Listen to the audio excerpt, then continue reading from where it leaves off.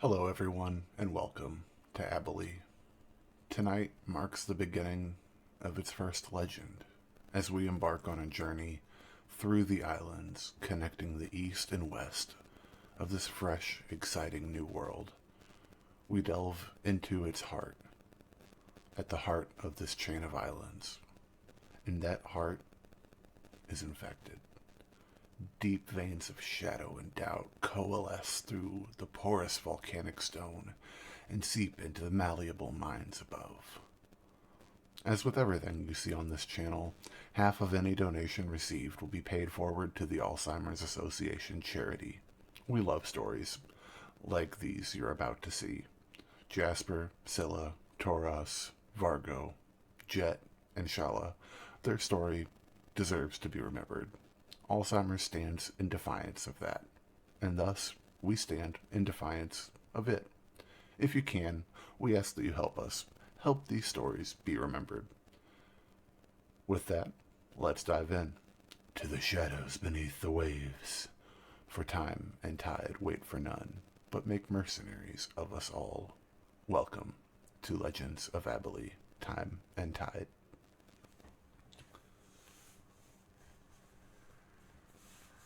Shadows, darkness, all around you. Your shoulders are heavy. Your back aches. They're holding a substantial weight on them. You can feel your hands stretched out before you. They're holding a substantial weight in them. Of the two, this one, at least, is a familiar weight. The smooth haft of your axe, clutched tight, slightly top-heavy, but familiar. But it is dark. So dark. You can't even make out the scaly bronze flesh that grasps the weapon. Sylla, would you do me a favor and describe your character to us? Okay, so Sylla is a big dragonborn lady. Even for dragonborn, she's got some beef to her. She's about almost 7 foot tall, and she's probably hitting a little over 300 pounds. She's got these big muscular tree trunk legs, and just these powerful arms. It's dark, Sylla. Shadows fill every inch of the space around you, liquid poured into a vessel. Would you like to give me a perception check?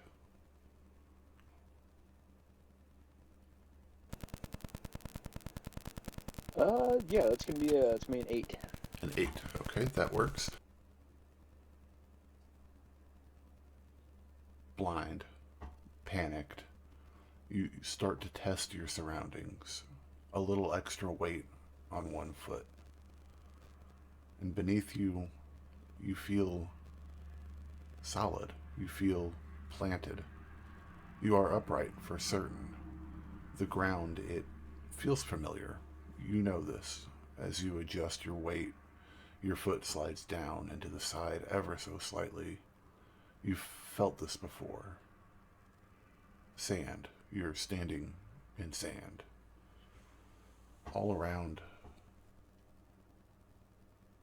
you start to hear them. Whispers. So faint, but so many from all sides. In an instant, the blinding, oppressive dark is shattered by a bolt of lightning, splitting the sky. A deep, ruddy bolt of lightning strikes in the distance, thick with power. If the darkness was blinding, this shock to the system can only be described as agonizing. In an instant, your vision explodes with the dull, reddish hues of heat lightning, before vanishing once again into the pervasive nothing of the darkness. An offensive, overwhelming, unwavering field of purple floods your vision, remnants of the light. Slowly, the afterimage fades, purple returning to blackness, returning to shadow. And it's shattered again by another bolt of lightning. And another, quicker now. And another. The earth heaves and shifts under you. All around you, the whispers come together in a crescendo as your eyes finally begin to acclimate to the lightning, as it grows more and more frequent.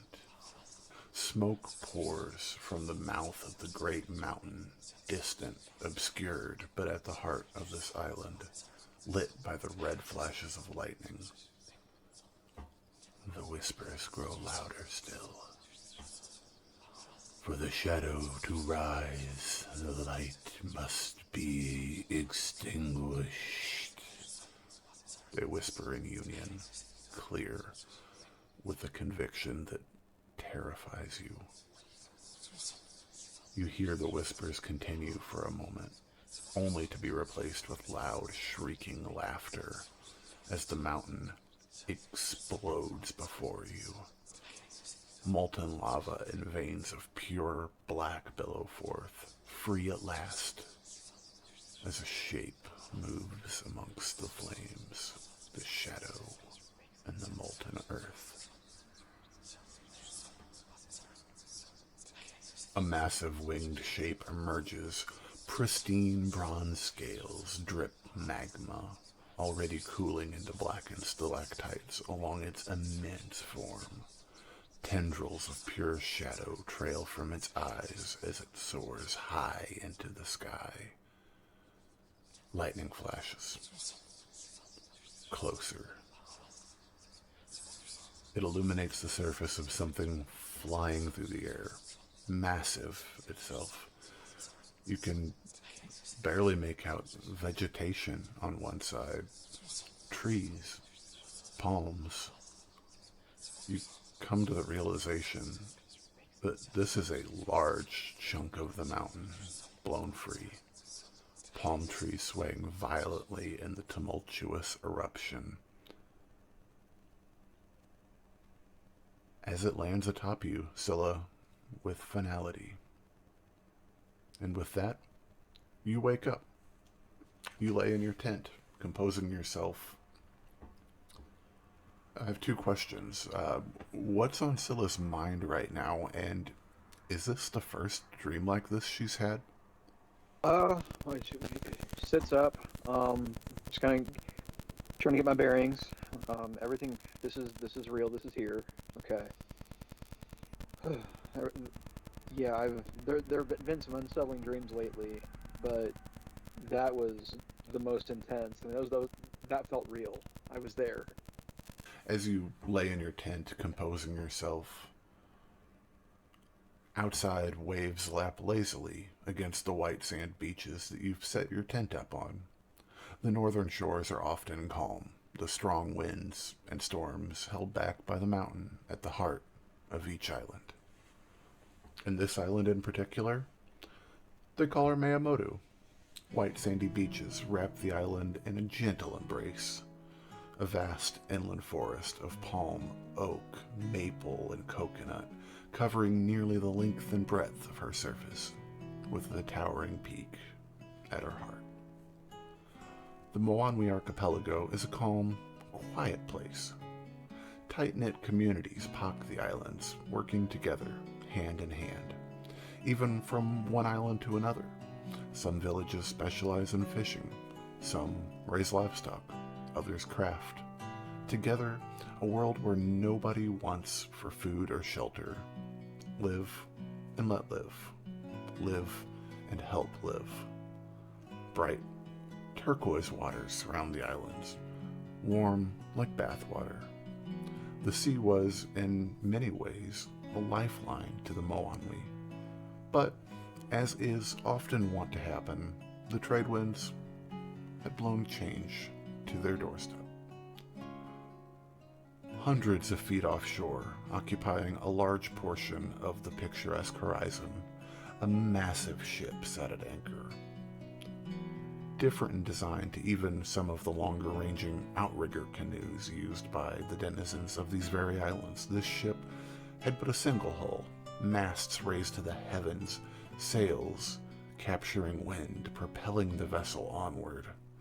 These newcomers had arrived a half span back, and had spent their days trading, learning from the Moanwi. They were explorers, apparently, from across the shimmering expanse of water far, far to the north. Sylla, as you emerge from your tent, you notice a commotion on the beach. Now, the beaches here have been a flurry of activity once the arrival of this ship. Rowboats loading and unloading, strangers coming ashore, but this was different. You'd set your tent up on the outskirts of Silvershore. They're always welcoming to dragonkind on the islands, but inns, they haven't been a necessity yet for them. You notice Maya, the Kaunai, stepping onto the sands from our town, flanked by Tomawatwi on either side. They walk with purpose across the sand. Curiously, not towards the ship at anchor. Following their direction, you finally notice white sails on the horizon. Another ship was arriving.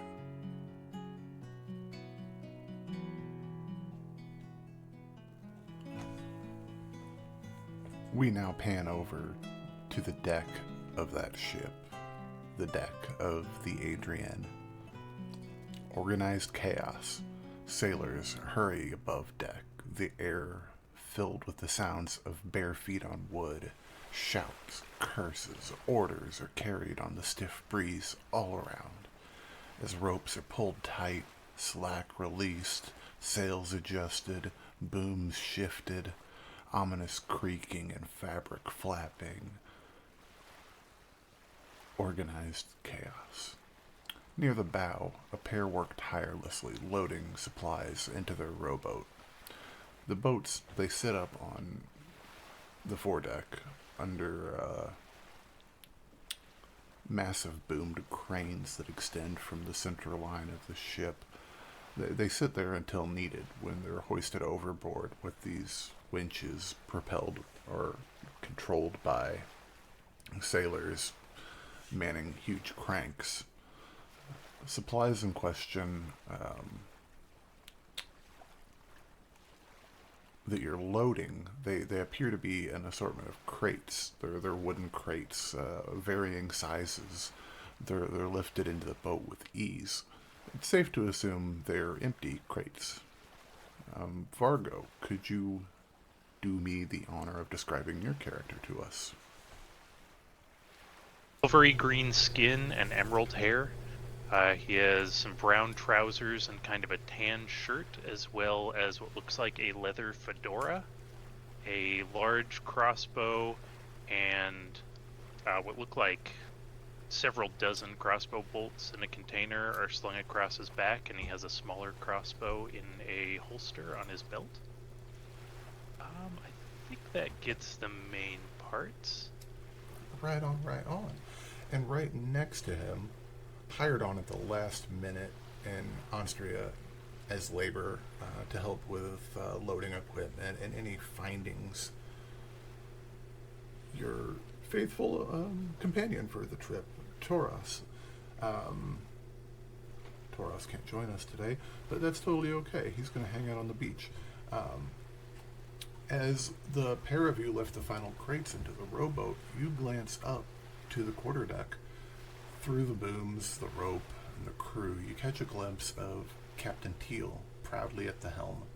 Next to him, the mysterious woman they picked up at Perigee Point. She had a name, you're certain. You just haven't heard it yet. They call her Tomawatwi, and she's been guiding the ship through the islands with some supernatural gift. She's able to with both familiarity and magic, guide them through the more perilous rocky outcroppings and shallows and sandbars. Of all the crew on board, though, this is least likely foreign to you guys. Feeling the magic in the world around you all, it's sort of kind of how you all make your way through this strange world, a yearning to follow it and see where it leads. With everything squared away, though, the pair of you finally have a moment to notice the source of the excitement. Of course, the island loomed in the distance, but next to her, in the shallows, a ship. You want to make me a perception check, Vargo?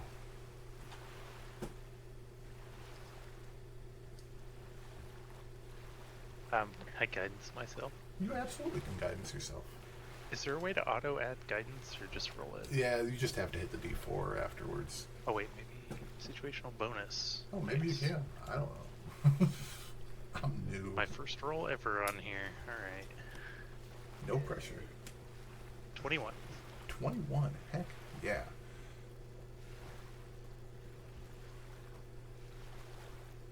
She sits at anchor right now. Probably 200 feet out off of the beach of the island.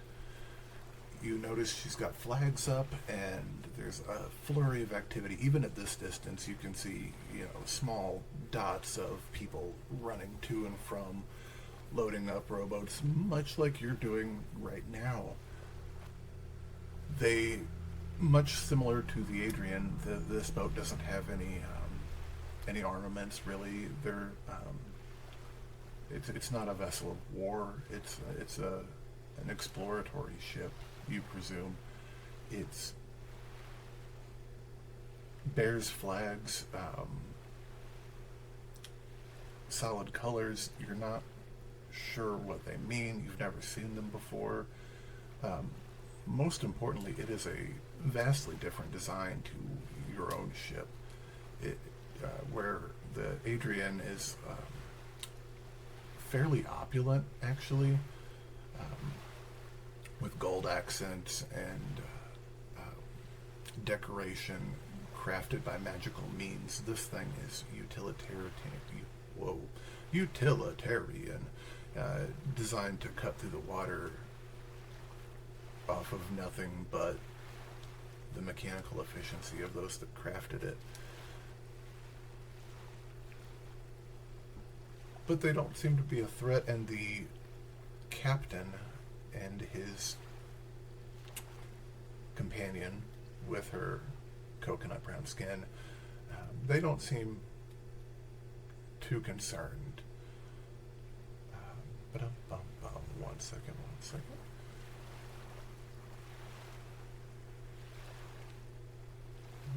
And with a 21, you realize suddenly that Captain Teal is beside you, clapping you on the shoulder, Vargo.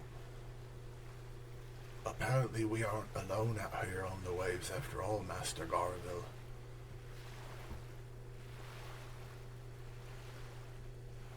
Yes, I take it we weren't expecting company when we arrived?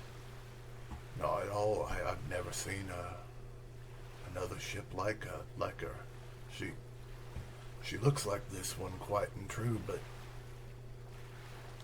And I knew that we were building another at Port Rose, but I did not know that anyone else had mastered the waves quite like we had. This ought to be an interesting day. And with that, we're going to try and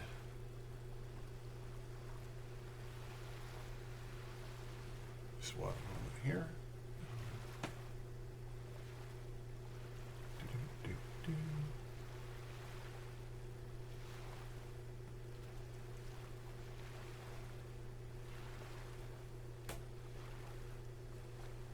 Gotcha. Oh, do you think you could give us a hand? The lads are about to lower anchor. Do you want to get everything squared away. We're about to depart and see what this is all about. Vargo, if you would not mind, would you make me a... let's go with a...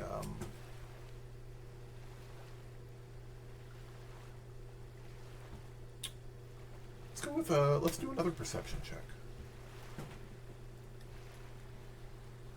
Alright, I'll mutter a word of guidance to myself again. 100%. Real quick, just for my future reference. Holy cow. That's a perception check. I have expertise in perception. Yeah. That's not a bad thing, yeah. Real quick, just for my own knowledge and whatnot, how are you doing the auto guidance thing?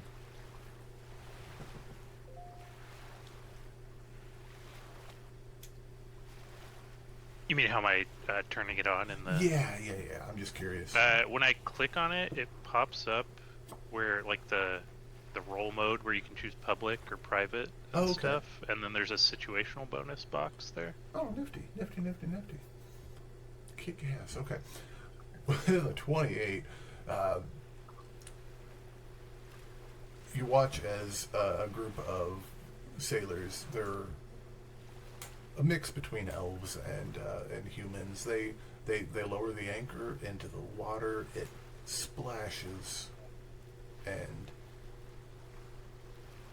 the sails get hoisted and stowed. And as the anchor bites into the rocky seafloor beneath you, the boat lurches ever so slightly. Want to make me an acrobatics check just to make sure you don't get, sea legs are, important. Fall right off and drown. 16. Hey, no, you're fine.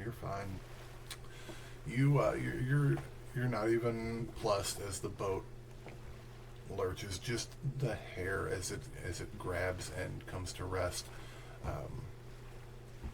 Without missing a beat, these sailors immediately start to manipulate these boom arms that are kind of situated on the midline of the ship. They spread out to either side, and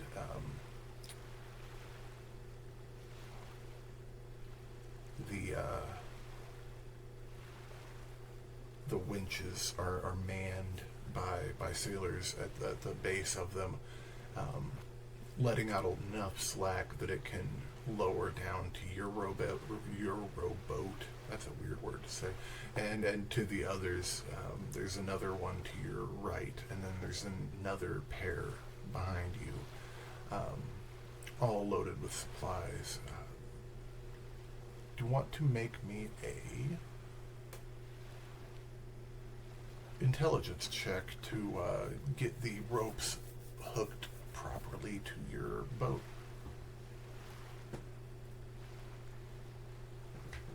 Didn't know we were playing ship simulator, guys, did you?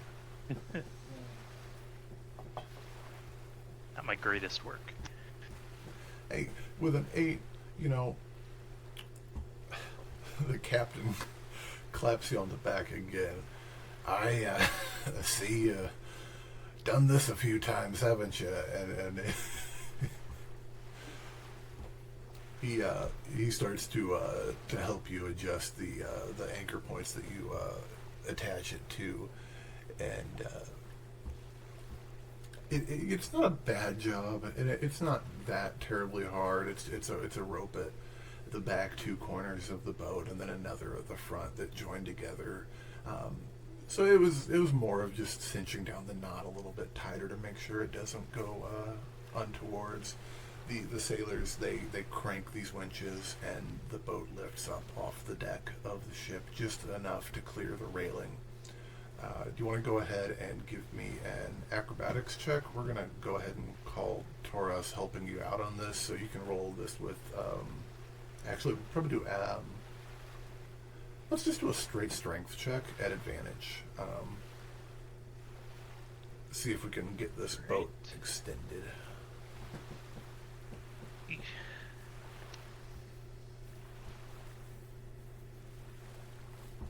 Other 8. Hey, another 8. Even at advantage, that's something. The Captain Teal, he comes up behind you and he gives you a little bit of a hand. Thanks for the help, Captain. It's been a while. Hey, we're all crew here. It's all good, my friend. And with a heave, the three of you are managed to push the. It's kind of like a pulley system on the boom arm, and it extends to the end.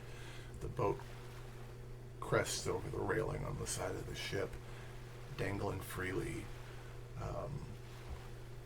Captain Teal hops in your boat right ahead of you. As others are doing the same all around, they hop aboard. Do you want to go ahead and make me a? Let's go with an acrobatics to hop on board. It's not a very hard DC. We're just basically taking a step over, a 30-foot drop into the waves, but it's just a step.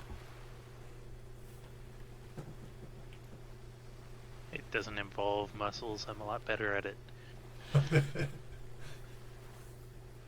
Absolutely. With 21, we are on board our little boat. Doros hops in as well, and the sailors begin to lower the boats. The other ones around you are less about cargo and crates of nothing, as these people are on a different mission than you. But a mission nonetheless, as they all clamber into their ships and are lowered into the surface of the water. We will now cut back to the shore.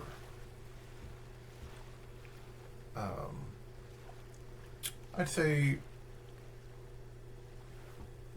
400 or 500 feet down the shore, away from Scylla's tent and from the humble wooden palisades that surround Silver Shore.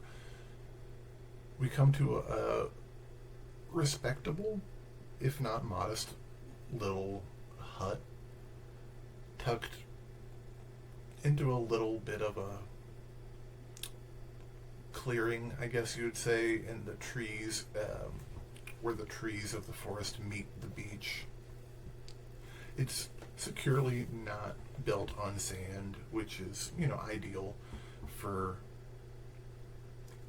a lasting residence. The ground here is rocky and provides a great foundation for Jet to make their home. Jet, do you want to describe yourself? Absolutely.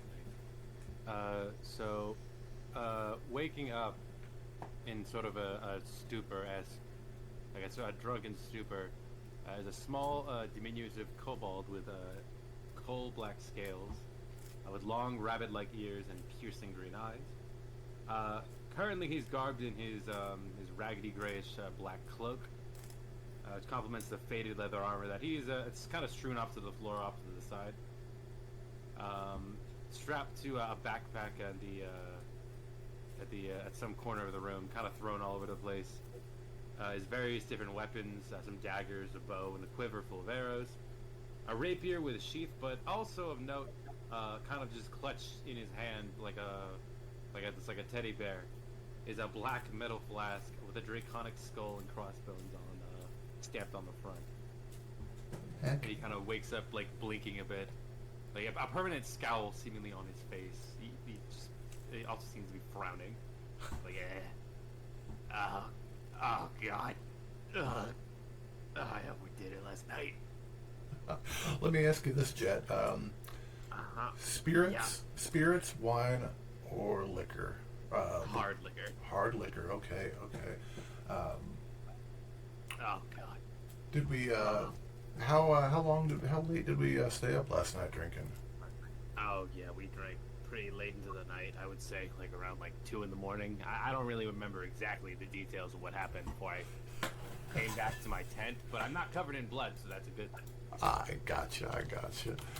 Do you want to go ahead and make me a Constitution saving throw to see how rough the night was? Oh, you got it, my guy. Here we go. Ah, shit. Where is this? Where's the button for saves? Oh, fuck. Oh, okay. It's right here. Okay.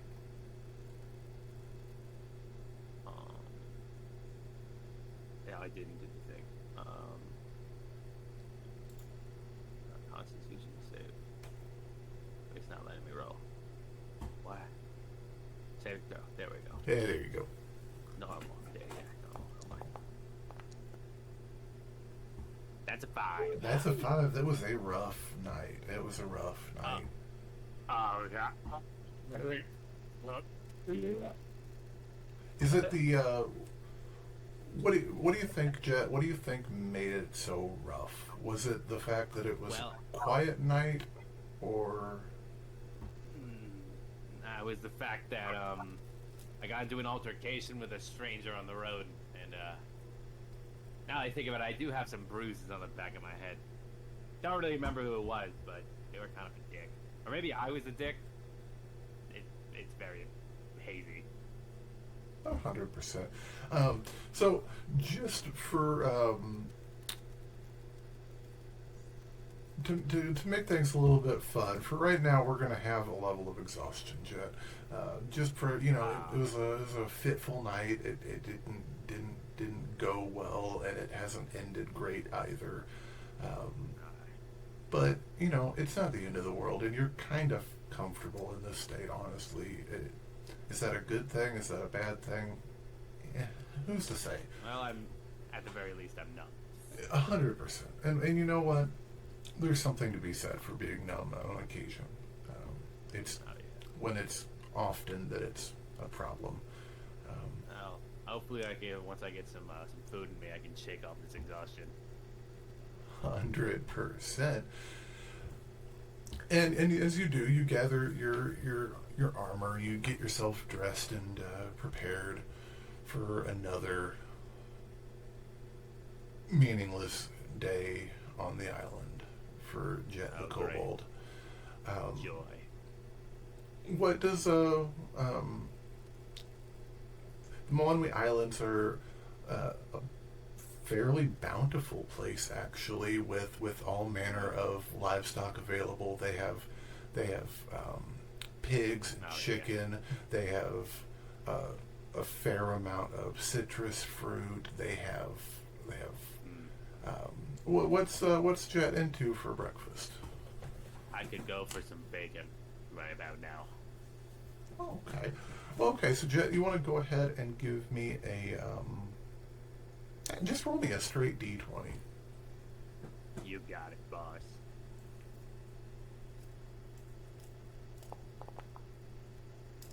Five again. With a 5, it's not. And give me a perception check while you're at it. You got it. At disadvantage. Low DC though to make up for it. We'll see. 8. That's 10, Chief. 10. So you are, as you start to get your items together, and you get a cook fire built and your little clay stove in the corner of the hut, and you get a little bit of bacon going, getting it fried up nice and hot. It takes a little while to get the fire going and get it good, and to the point where your bacon's actually cooking instead of just sitting there lukewarm. But with effort, you get her going. It takes a little bit, but as you start to munch down on some bacon, and it starts to grease a little bit of pork and grease, never hurts when you're feeling a little hungover the next morning. You start to hear a commotion on the beach, ways off. God fucking damn it. Dude. Okay, alright. By this point, with the having of the breakfast and the hanging out, would my exhaustion mostly have cleared away by this point? Roll me another con save. I will try my best. You can roll this straight though. Don't worry about this at disadvantage. Oh no, that's the third level of exhaustion. Come on, get the +2. Come on. Oh my god. No, let me roll the constant. Oh my god, it's not letting me fit it. We believe. Okay, in there we go. I made it's just like real life. Right. Ooh. 100%.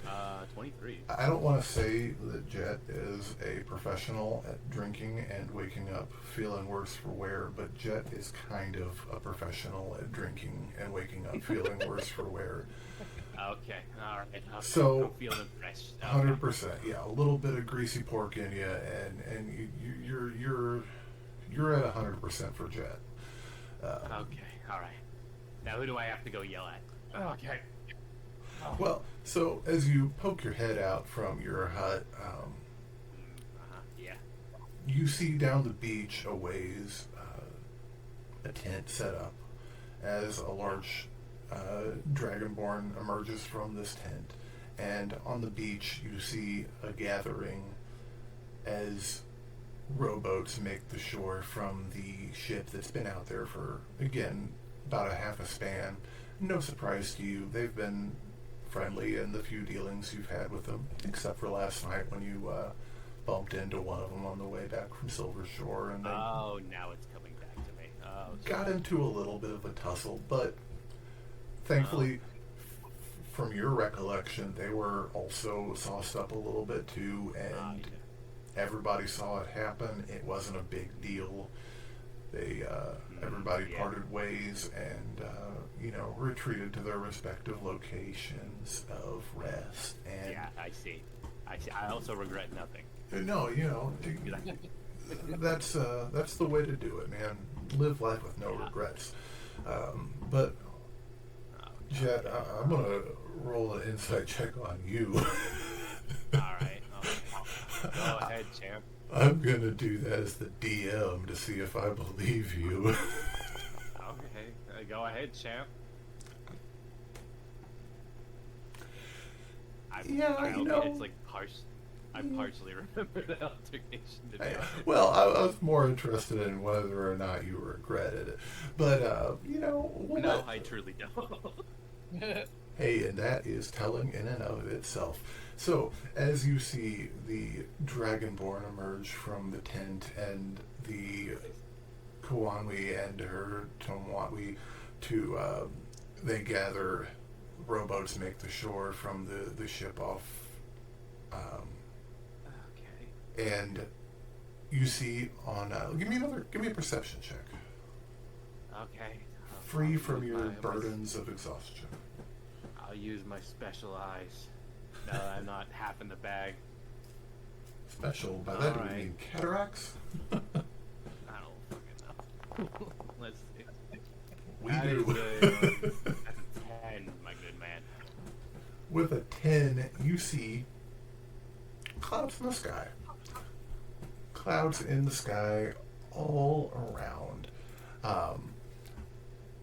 But with those clouds, we see, most of them are in the air, but some of them are not. Some of them are on the horizon far to your right, along the expanse of beach where the water meets, and offshore where a couple of smaller islands lay. Just to the left of there, you see clouds on the water. But as you focus your eyes, it's still early, you're still groggy, you're still a little hungover. You're not exhausted, but you're a little hungover. You focus and realize there's another set of sails as another ship approaches. Oh, fuck. What color are the sails? They're white. They're white on both ships, Okay, actually. good. I thought I was gonna have to start beating bitches again. Yeah, as you stand there and squint, you notice that the ship has flags of there are no heraldry or coat of arms or anything, but they're solid flags, solid colors, gold and green. As the ship, you start to realize they're unloading boats as well. They're landing on the island. Fuck, a bunch more tourists. Just kind of pinch the bridge of my nose. 100%. Interestingly enough, Jet, in the back of your mind, you feel an itching. Want to make me a wisdom saving throw? Yes, indeed, I do. Because I can do the thing. I know how to make rolls. Heck Just kidding. yeah. No, I don't. That's a 9, my good man. Well, interestingly enough, for my purposes, you wanted to fail that, actually. So, this itching is almost... I don't want to say it's a connection. I don't know that Jet would think it was a connection either. But something towards that ship and the offloading rowboats pulls at you. A familiarity, we'll say. That's weird, but okay. It's strange. You haven't felt this feeling in quite a while. You haven't felt this feeling since you left home. Before the dread, before the panic, before the fear and hopelessness, you felt this. Not much before, but you felt it. It's a I'd say a comfortable familiarity. Well, I better go deal with this. Otherwise they're going to make such a massive racket. Alright, I'm going to head towards the tent that I see that's closer to me, but I'm going to do so stealthily. Okay, want to go ahead and make me a stealth check? Yes, I will. 29. I never thought I'd see it happen, but you are a sneaky kobold. No, really? It's pretty bewildering. So are you much like your hut? Her tent is set up against the tree line on the sand, a little bit away from the tree line. Sand is comfortable to sleep on sometimes. So you make your way. Are you going to be making your way through the trees or along the tree line? I'll be making my way from tree to tree, occasionally doing some fancy footwork just to like blend in with the shadows. Okay. So you make your way along for, I'd say, it was about 400 or 500 feet away. So I'd say about halfway there. Sylla, you want to give me a perception check, see if we notice. Alright, can do that. Good luck. It's like, yeah, good fucking luck with that. Yeah. Alright. Well, I'm still scratching, just kind of getting used to my morning, thinking about that nightmare last night. Cool. All right. Jay, you want to make me one more stealth check Sure. for our last leg of our jaunt? Would I get any advantage because of that nat 20? That 20, sir, was your advantage. You got you halfway there. That 11, though, is still good enough, man. You're able to sneak up, I'd say to about 20, 30 feet away. You don't feel comfortable pushing your luck, going... Oh, no, this is where I wanted to be anyway. Okay. So are you going to remain hidden, or are you going to... Oh, no, I'm going to point my finger in the direction of the Dragonborn woman and cast the message spell. Okay, go for it. Who are you, and what are you doing here? Is message a two-way communication, or is it just Yes. one way? It is. Yep, so you can absolutely respond. Maybe. I mean, to be fair, has Scylla ever been messaged before? Not that I'm aware. I mean, she's aware of what magic is. As far as this particular spell. I mean, she hears a voice in her head. She kind of, after the weird dream last night, she kind of shakes her head a little bit, like, what the fuck? Okay. Does she respond? Yeah. Given the pause, I add on again with the message spell. Yeah, this isn't a dream, and this is definitely a real. So, who are you and why are you here? Who is this and why are you in my head? You don't need to know those answers. Answer my question first, jackass. Scylla, do you want to make a perception check? Yeah. Would I counter with a stealth roll? No, this is just you're sitting there casting spells, which have material components of. You follow your intuition, Scylla. You follow your intuition, and along the tree line to your, let me do some mental athletics here.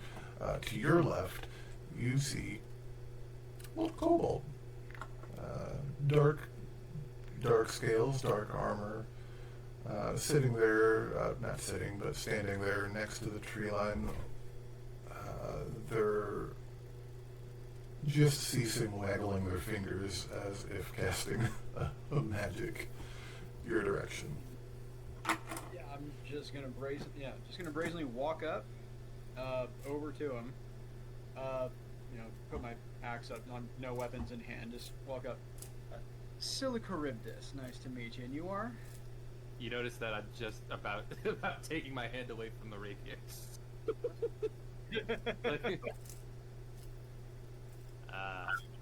Name's not important. Answer my question, please.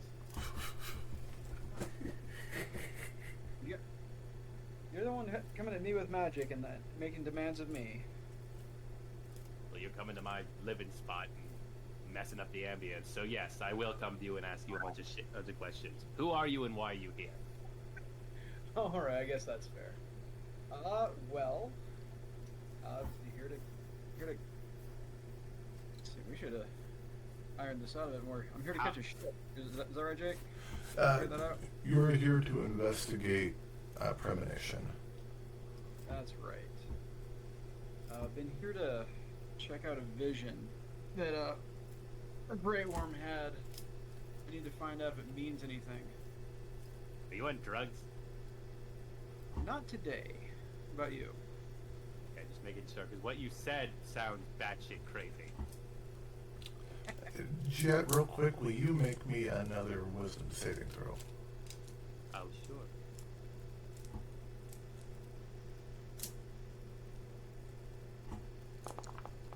That's a 4, my guy. Perfect.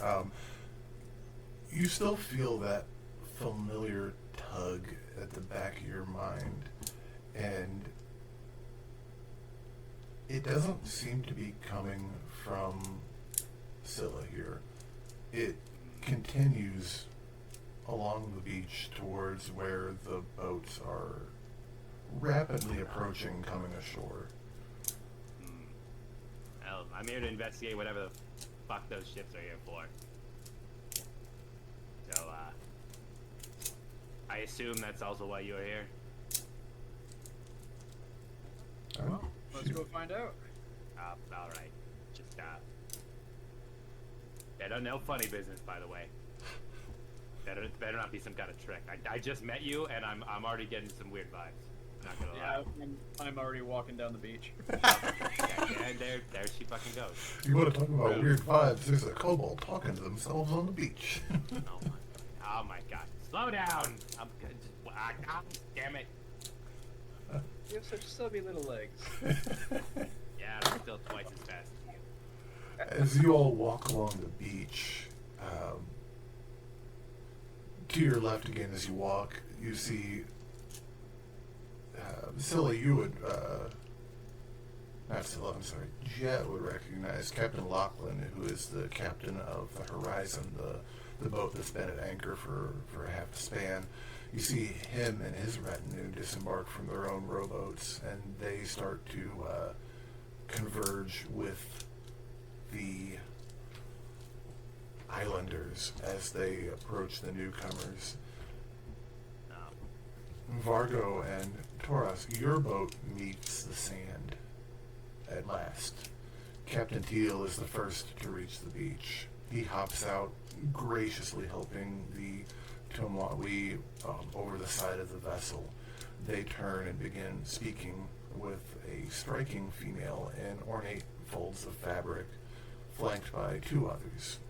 As you two hop out of the boat, you want to, Vargo, give me a athletics just to land gracefully.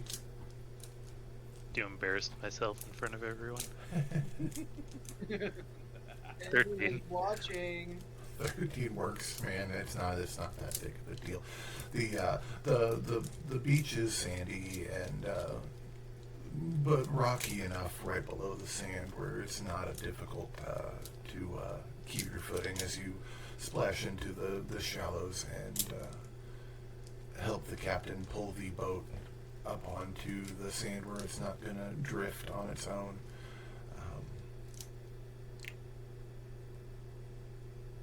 As you make it to the beach proper out of the tide, you're able to get close enough to hear the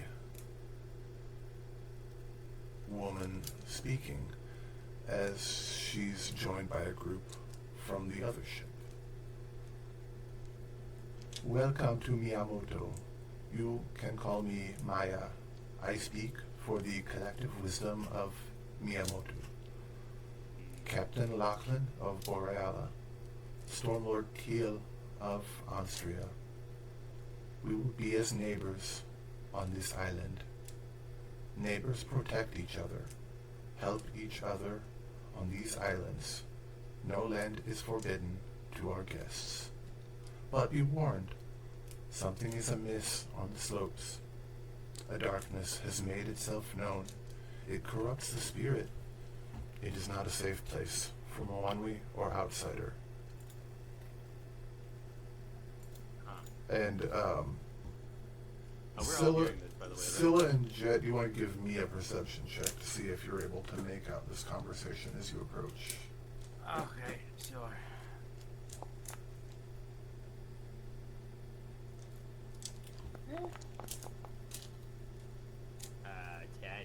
Hey, you know what? 10 was the DC here. She was using thaumaturgy to make sure she was clearly heard all around. As you approach the gathering, you notice the Borealans. You've seen them. They're very utilitarian and stocky and stout. They, interestingly, and Vargo, do you want to make me a perception check as well? Sure. I was also gonna say, can I do a roll to know how kobolds normally, like in regular D&D world, they normally worship dragons and that sort of thing? Would my character have any idea of like what kobold's nature normally is? So yeah, you want to roll me a perception check and then roll me a history check? That was an 11 and an 8. Gotcha. We'll do the kobold thing first. They're completely foreign to you, and as well as the dragonborn.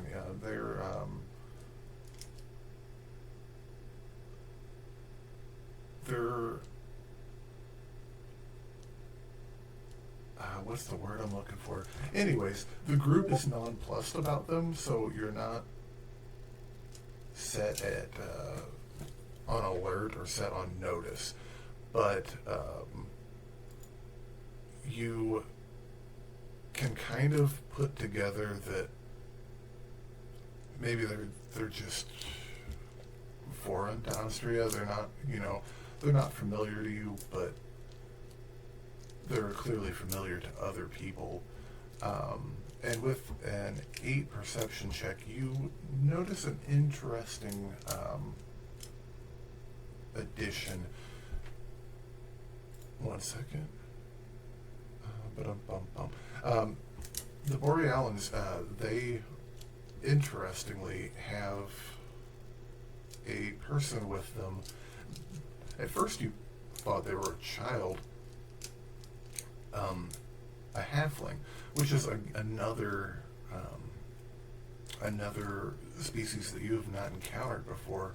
A very, very short fellow. Again, mistaken for a child at first until you start to notice facial hair and muscle tone. They have this fellow's hands bound as they walk him behind the group, but present enough that Maya, the speaker of the Moanwi, notices. And what is the meaning of these binds? And the captain of the Borealans, Captain Lachlan, stowaway, ma'am.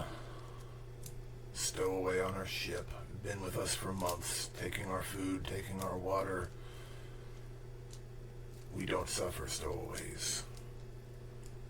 And she looks to him and says, on this island, all are free. None are stowaways on this island. You may remove his binds. That's all well and good, but stowaway is going to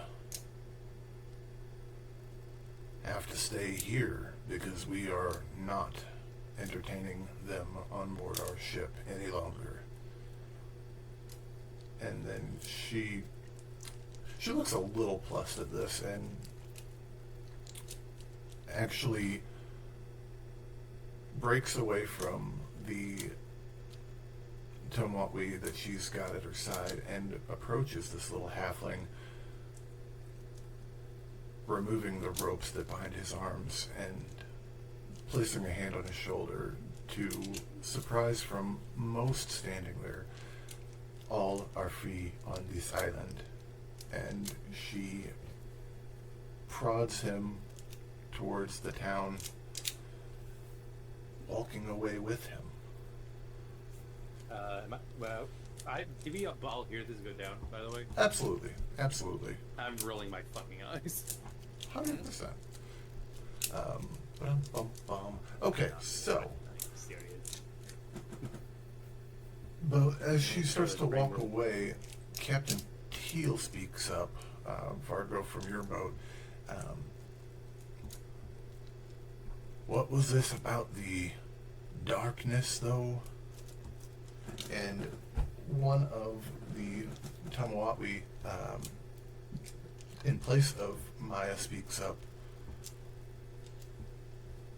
She's got coconut brown skin, tattoos up her arms, long black hair. It's weird to say, but it's kind of like what Pocahontas looks like. There is a darkness up the slopes, a corrupting force. It comes from the ground. It corrupts the minds of people and animals that get too close. This is new to us as well. It has not been here before. Vargo pulls out a tiny notepad and starts taking notes, nudging the captain excitedly. Would I have heard shit like this before? Something about darkness, blah blah blah blah. Want to make me a history check, Jet? Sure. I'm actually not half bad at that. And with my ears have perked up at hearing about this darkness. Oh, starting to dream on me. 100%, Sylla. That's an 11. It's an 11. Interestingly enough, Jet, it definitely piques your,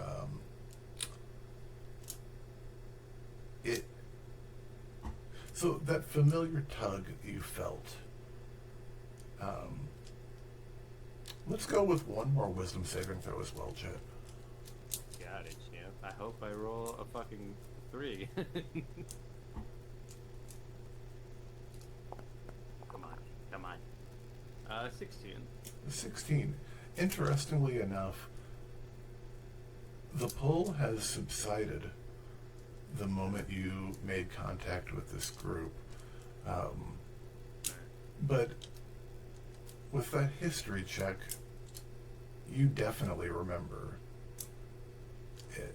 The same way that Tug felt familiar. That's a weird sentence to say. The same way that it felt familiar, but in a comfortable way. This feels familiar in a very uncomfortable way. The kind of way that leads a kobold to stay up late drinking. The kind of familiar that leads a kobold to abandon their home after countless have been slaughtered or lost. I take a pull. Understandable. This is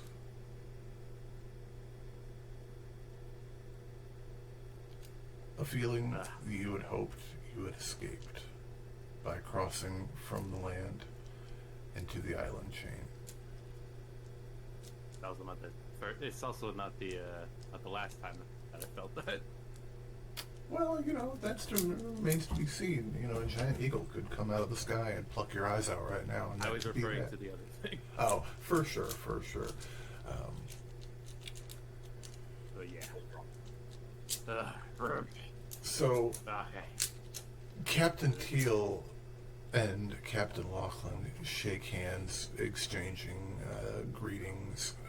They do this a little bit more hushed and away from the open discussion of the group before. And this is a rather large group of people. There are sailors, other explorers, all gathering to talk. Some sailors are already going off towards town, where they, which is just a decently short walk up the beach to the town to hopefully barter and trade, or maybe just meet and talk to the locals. No one's really sure at this point what these islands offer as far as accommodation or commerce. It's new to everyone. The Bury Islands are familiar with it, but they've got their things as well. The two captains turn and address the group, though. These people have been gracious to us. They've been welcoming to us. I think it'd be safe to assume we owe them a little reciprocity. Can we get volunteers to gather and... Oh, what's up? I was about to say, what jackass would volunteer for something like that? We're... I'm in. Answers that question. I was waiting for the next person. We're going to ask you to climb the slopes a ways, and the Tumwatwe that spoke up before, as Maya withdrew, she steps forward as well, Sylla, and says, I will guide you. There is a path. Like I said, it is not safe, but I will guide you to see what we can uncover. Captain Vargo. Teal. Oh, sorry, go ahead, Vargo. I was going to say immediately when he says what the volunteers are for, going to jump forward. That's what I'm here for, sir. I like to imagine this right after I mumble that, and you're like, right away, it's like, oh, fuck. And, Captain Lachlan looks over to you, Sylla, and nods approvingly, and he looks down at the kobold at your side and says, never encountered your type before, but huh. I'm mighty glad you, the pair of you volunteered to help out. Wait, what? What the fuck? What? I mean, you were standing right What? next to Sylla, and they just assumed. Ah, damn it! Ah, I knew standing there was a bad idea. Hey, God damn it! you made the call. Vargo will turn to Scylla and say in probably very academic sounding draconic, he'll introduce himself. Greetings, ma'am, I'm Vargo. Is that you let your child drink? I heard that, jackass! Very nasty mouth on it, too. I'm 51 years old, dickhead! And then he'll crouch down and hold his hand out to the little kobold, too. How you doing there, fella? Put the hand away before I cut off your fingers.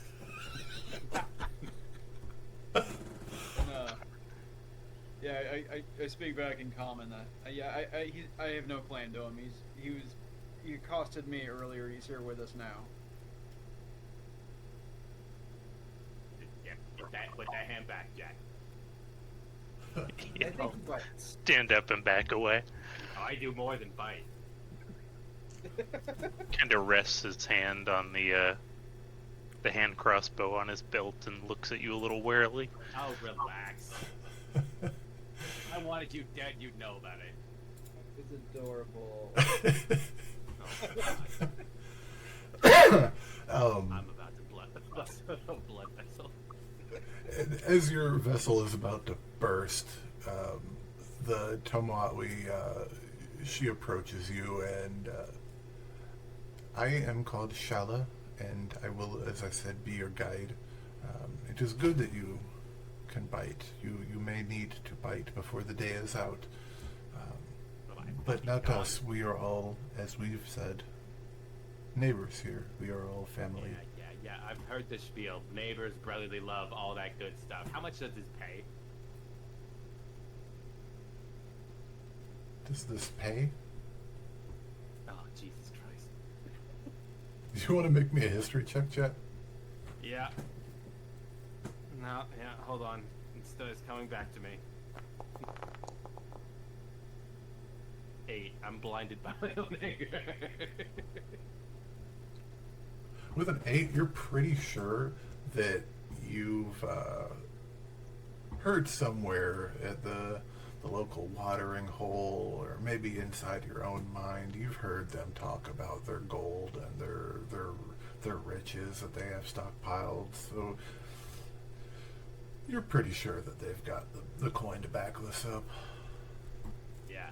So, how much money will this pay? I'm sorry to say that this is not a financial transaction, as it were. It was a volunteer, but if it pleases you, we may be able to find something to accommodate you for your troubles. Well, that's all I need to hear. I'm sure What the do I need? goodwill we earn will get you many drinks after we take care of this issue. Well, I need money to buy those drinks, so... Yeah. People we help today may buy us drinks tomorrow. Well, Sylla, you want to make me a history check, Sylla? Can do that. Give me a second.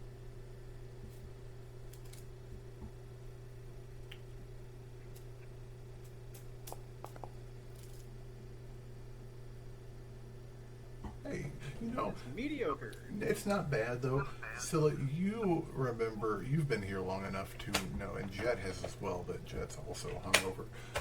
You've been here long enough to know that while the Monwe don't have any type of currency, or, they don't deal with, Gotcha. that they trade in other things. They trade in precious baubles and stones, and they're an innately magical people that are often known to imbue their baubles with certain qualities that are found to be quite desirable by most.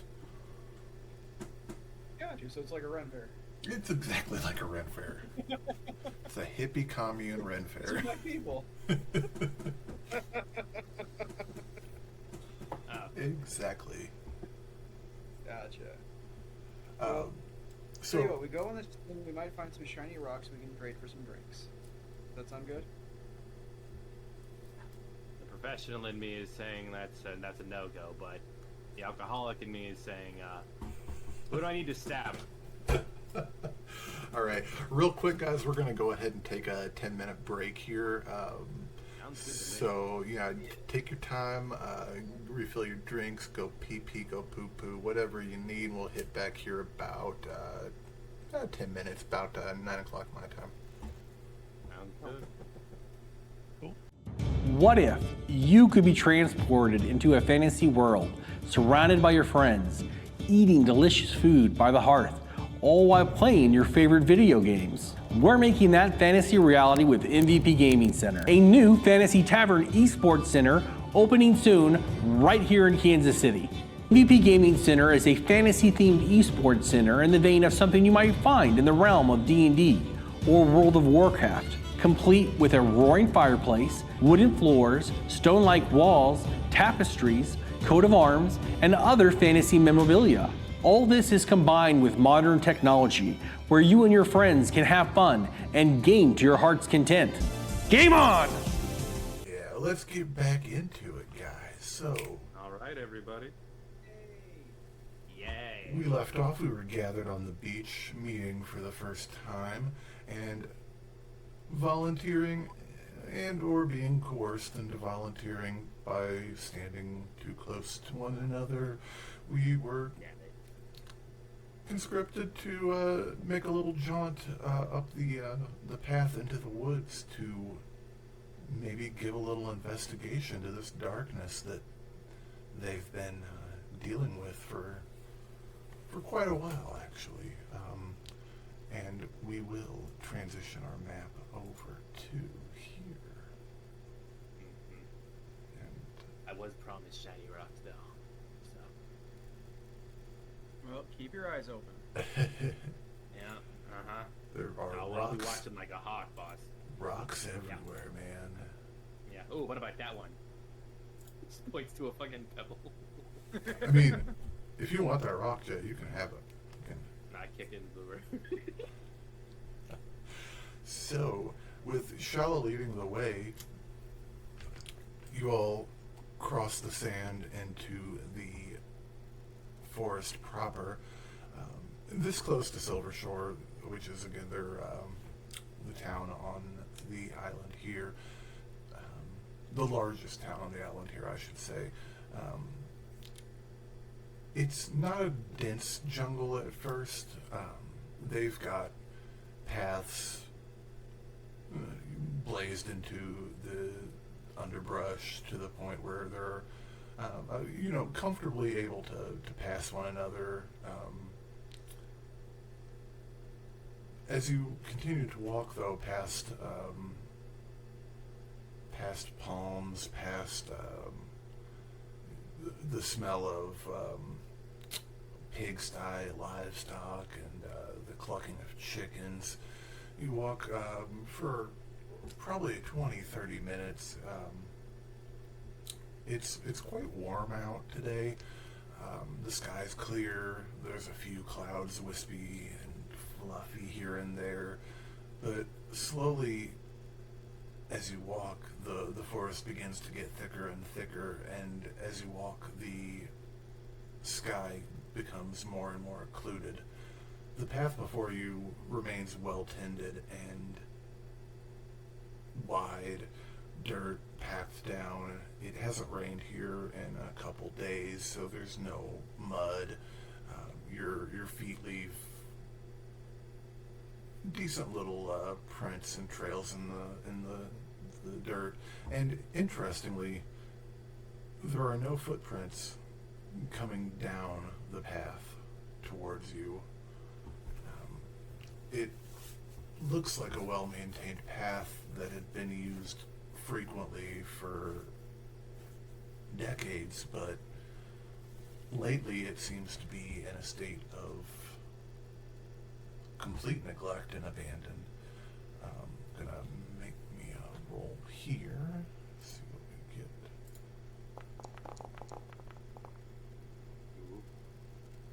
Okay. Real quick question. Does that show up for you guys as a number, or does that show up for you guys as a question mark? It's 8. 8. Okay, cool. Alright. I need to change that real quick. Okay. As you walk, you hear the chirpings of tropical birds. The underbrush is relatively calm. Does anybody want to make me a perception check as you walk through the woods? Would definitely.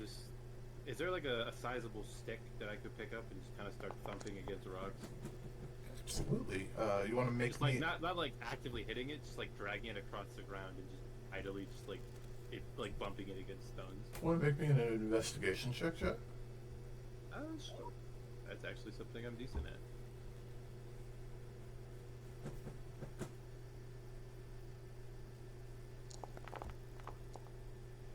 Hell yeah, it is. Natural 20 for no reason.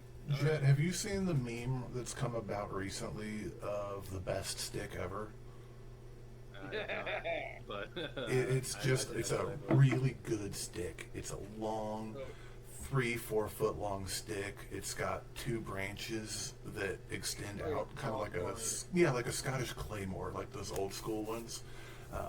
You have found the best stick ever, Jet, and you go about thumping rocks with it, and through the ruckus of the little chaos goblin, you guys are still able to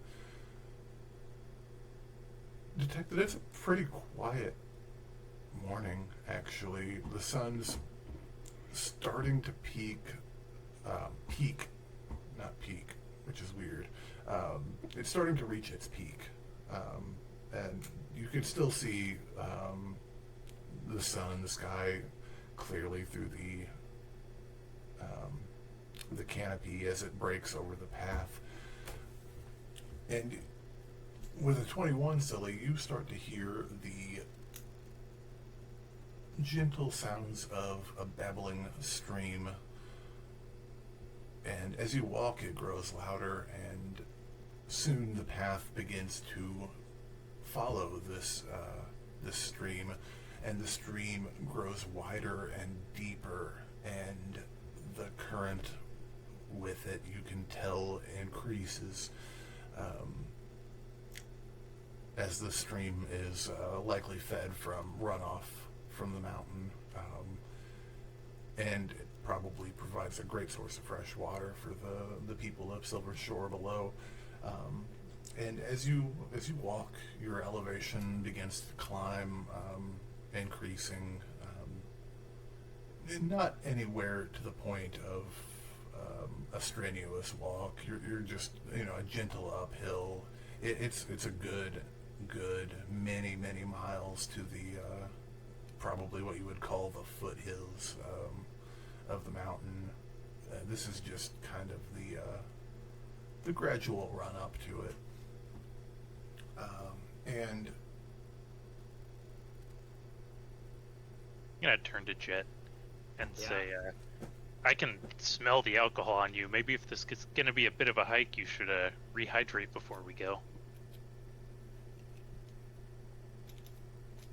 I take another swig and look at you right dead in the face. And just continue thumping rocks. I'll shrug and turn to, what's your name, Sylla? Yeah, alright, well, if he gets too tired, you're carrying him. Yeah. If he gets too tired, we're leaving him.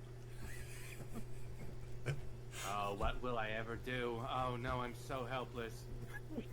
your guide Shalla turns to you and Sylla and Vargo and says, This one is a little bit of a troublemaker. It would not be the first time that he's been left to lie in his own stupor. Yeah. I always make it back. Yes, you do. Yes, you sure do. Uh-huh. Yay me. And as we're walking here, Shalla's going to be up in the front. Who's going to be? What's the marching order looking like behind her? I'll probably be directly behind her, me with the big armor and hit thingy. Word. Okay, that's all I really needed. Sylla, do you want to make me just give me a D20?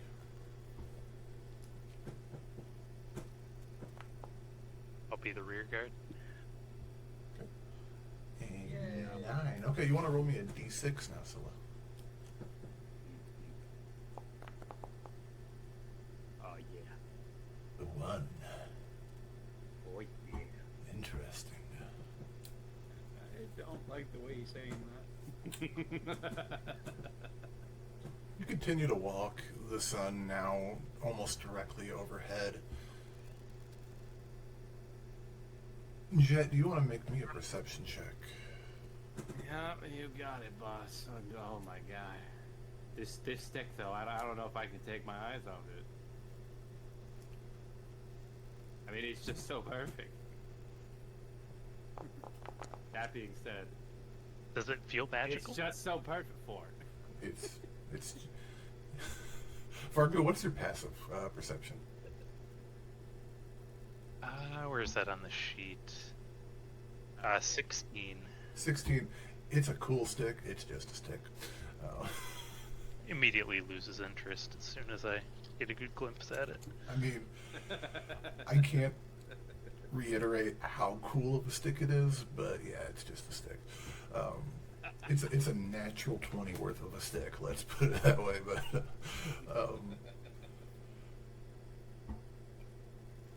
okay, so you all continue to walk for a ways.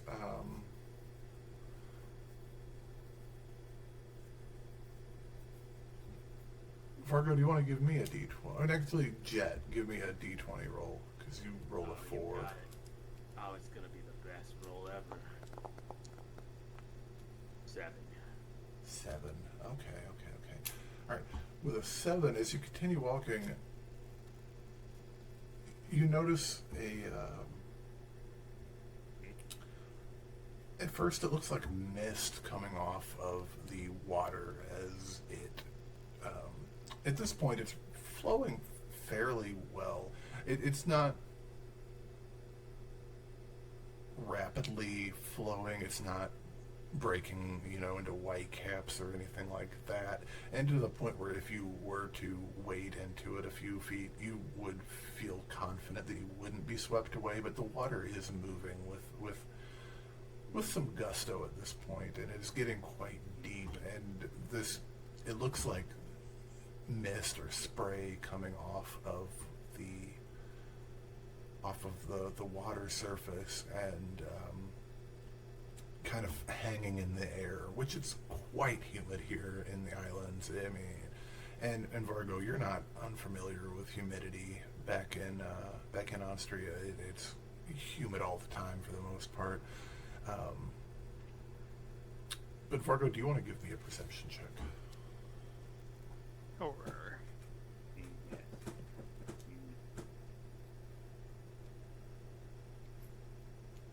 14. 14. You start to notice this mist it's not really mist. There's a dark tinge to it. It's almost like smoke, but there's no odor on the air. And you can tell that the smoke is not just coming from the water. It seeps through the trees and around the blades of grass and the trunks, and twinges of it reach towards the path. It almost avoids the path, though. It It's quite weird. And ahead of you, you hear a sound. Scylla, do you want to give me a perception check? Let's get everybody involved here. Yeah.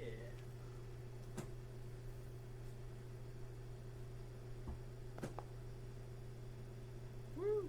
Hey, 13. With the 13, Scylla, you hear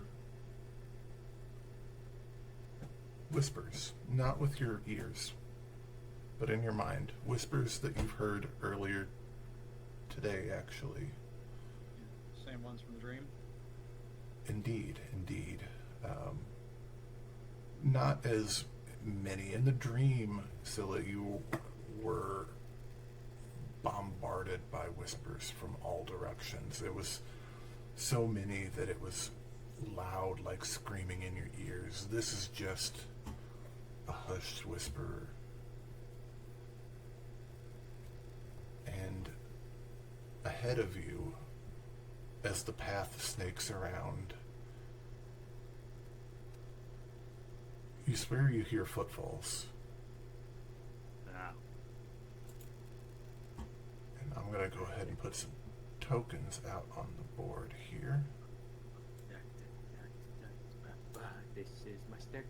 My stick is made. This is my stick. It's my walking stick. There are many like it, but this one is But mine. this one is the greatest one to have ever existed. And if anyone says otherwise, then they are entitled to their own opinion. That's very responsible of you, Jet. Yeah. Oh, that wasn't supposed to happen. Oh yeah. Give me 10 seconds while I fix Vargo here. 10, 9, No, I'm square. 8. Yeah, I know. I didn't. I probably got lazy, but I got you Be fixed. there, Just one be second. square. I can be there and be square. Is that okay? Oh my god. Multitasking. How does he do it, ladies and gentlemen?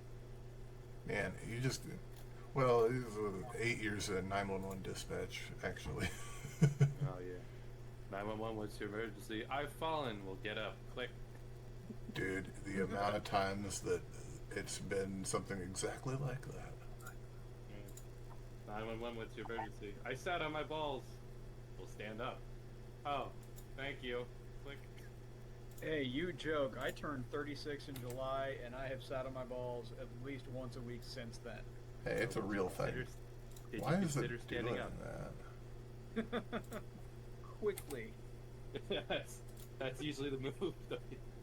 You don't want to just sit there. Prototype Just making it even worse. appearance. Oh my god.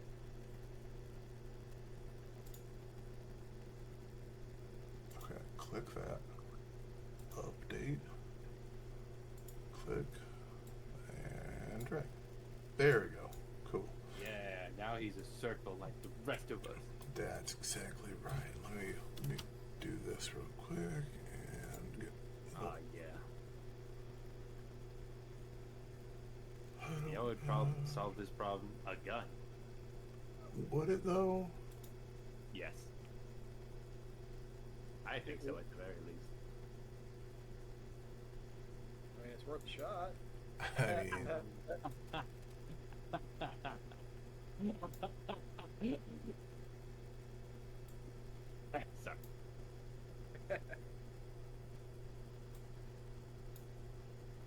Oh boy. and I just need a couple seconds to pull these things up.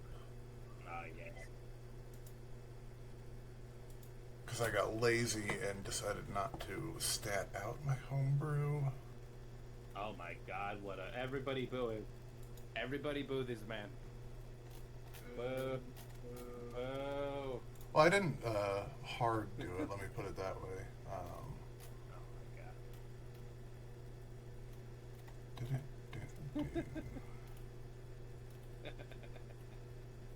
Alrighty. Oh my god. Alright. Wow. Alright.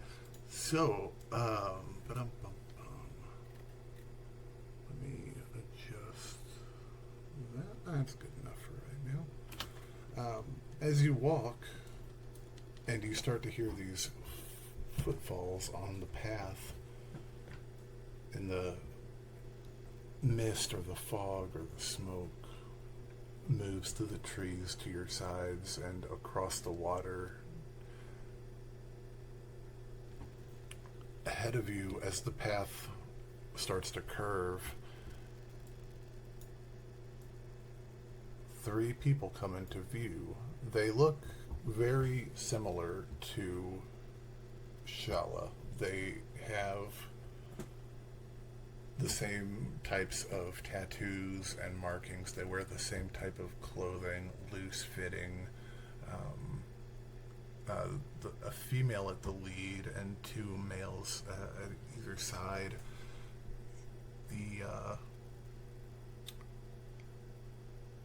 The male to the left, you can tell even at this distance, his skin is gray.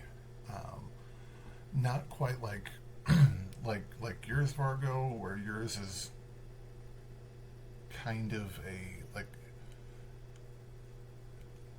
there's color to it. This is a lack of color. The other 2, they have the same like coconutty skin, but it doesn't look. It looks like they've come down with an infection or something. They don't look quite right. They don't look vibrant like your guide Shalla does. They don't look.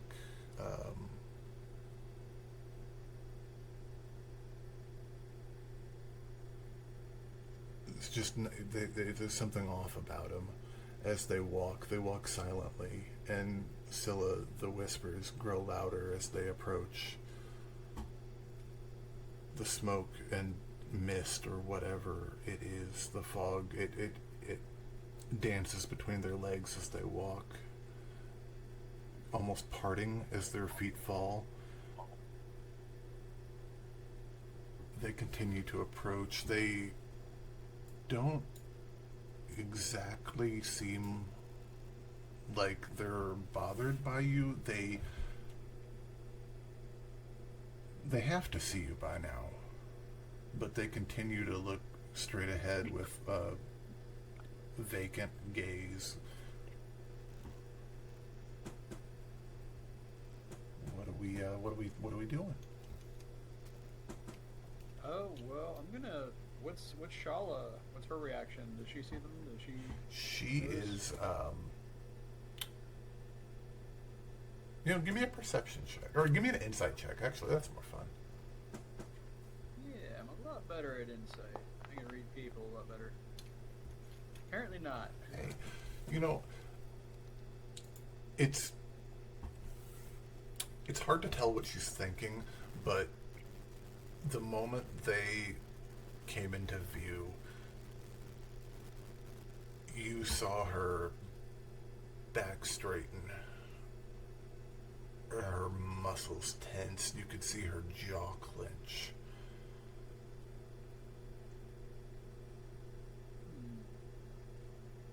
And she turns to look back to you, and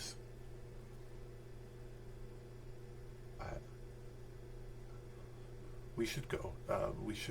This is, that is,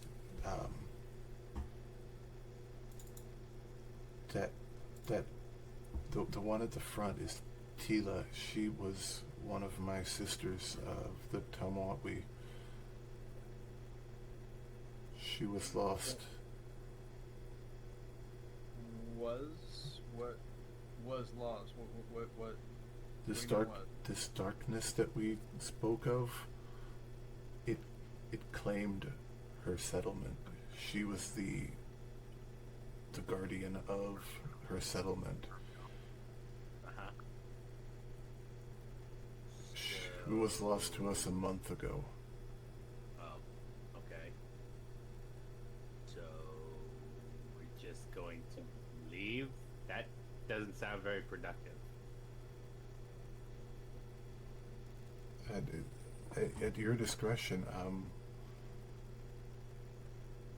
I worry that she may be corrupted like the others. Well, can't we just talk it out and like go around him? Like, Wait, there have been others corrupted? There was an entire settlement claimed by the darkness. Okay. So are these guys like aggressive? Like, if we try and move past them, are they gonna like puff out their chests or peacock or what? I hope so. We Okay. don't know. We have avoided them. We are not warriors ourselves. Okay, now I see why you so eagerly just kind of plucked up, like me and my friend over here. We are all friends on the island. We are all neighbors. Yeah, all friends on the island. Everybody sings Kumbaya. Everybody's all friends and holds together. What happens if shit like this happens, huh? Yeah, This has never happened before. exactly. You had no contingencies for if something like this happened, so you just had to rely on what, like 3 random strangers you met on the beach? Did this not sound batshit insane to you? There are many things that have sounded insane in the past month. Um, I'm just saying you got like not every you can't be peaceful all the time. Like there has to be shit. I'm gonna jerk one of my shoulders and swing my heavy crossbow around on its tether to rest it on my hip, and then shout at them, "Hold there, friends!"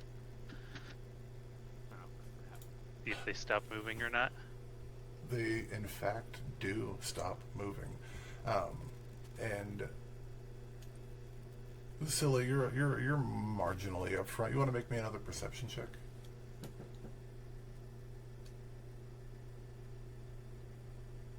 Oh, sorry. So, yeah, we had someone talking in the Discord. Oh, do it. Okay. You said perception? Yeah.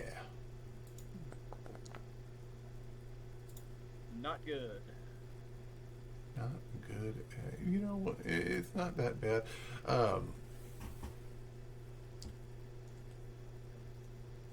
You notice that the male to the left, he with the more gray skin, you can now see that there are boils on his skin,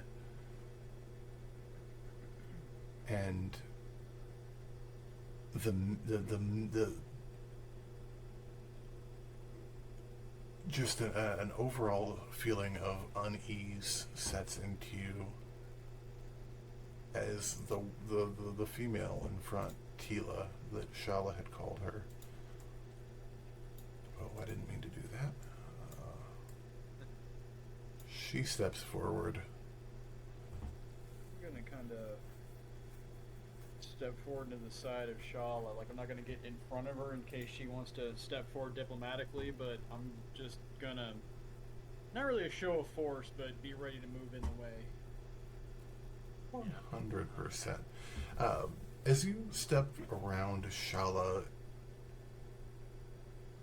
the stranger clocks you, and her gaze tracks you as you move, unblinking, and as you approach just a slight bit, you can tell that her eyes are completely black, and darkness trails from the corners of them, like tears almost, and she cocks her head to the side just a tiny bit and gives you a disturbing smile. Holding out her hand, she points a finger towards you and gestures towards her, like as if to come with me. Okay, hold the phone, Missy. What the hell is going on with all this? Like, what's up with your eyes? What is happening? Like, we ain't just gonna follow someone who just. This is weird. Explain yourself, please. Do you want to make Please, an insight check, Jet? I will try my best. Because I am very weirded out right now. And I'm vocalizing in an attempt to not come off as nervous. So I tell him to take a deep breath and I cast guidance on it. Cool. Throw a d4 on top of there, Jet. You got it. You got it, champ. 17. Hey, I helped. Yeah.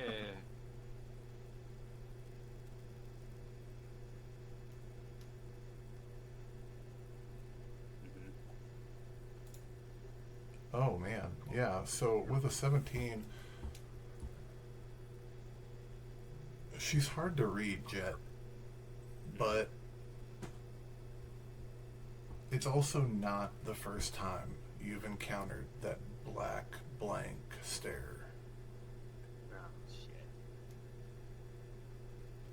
Her smile widens into a grin as she turns her head from Scylla to you, Jet. She holds out her hand, points the finger towards you. And you want to make me a wisdom saving throw? Oh shit. Oh fuck. Oh shit. Oh fuck. Hold on.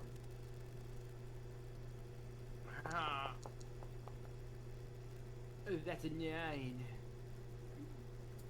That's a 9. That's a more. Alright, so I'm gonna go ahead and real quick, if you guys want to click on the combat encounters thing, we're gonna roll initiative, guys. It's on the right hand bar. It'll be the second one over, I believe, for you guys. What do I click? Just on my token? Click the dice next to your name. Ooh, big lizard lady covered in metal got a low number. 21.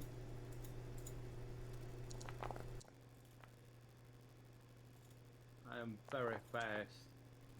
You are very fast. I like to imagine it's like panicky anxiety, like, oh shit, oh shit, oh shit. Okay, alright. Let me see here. Okay,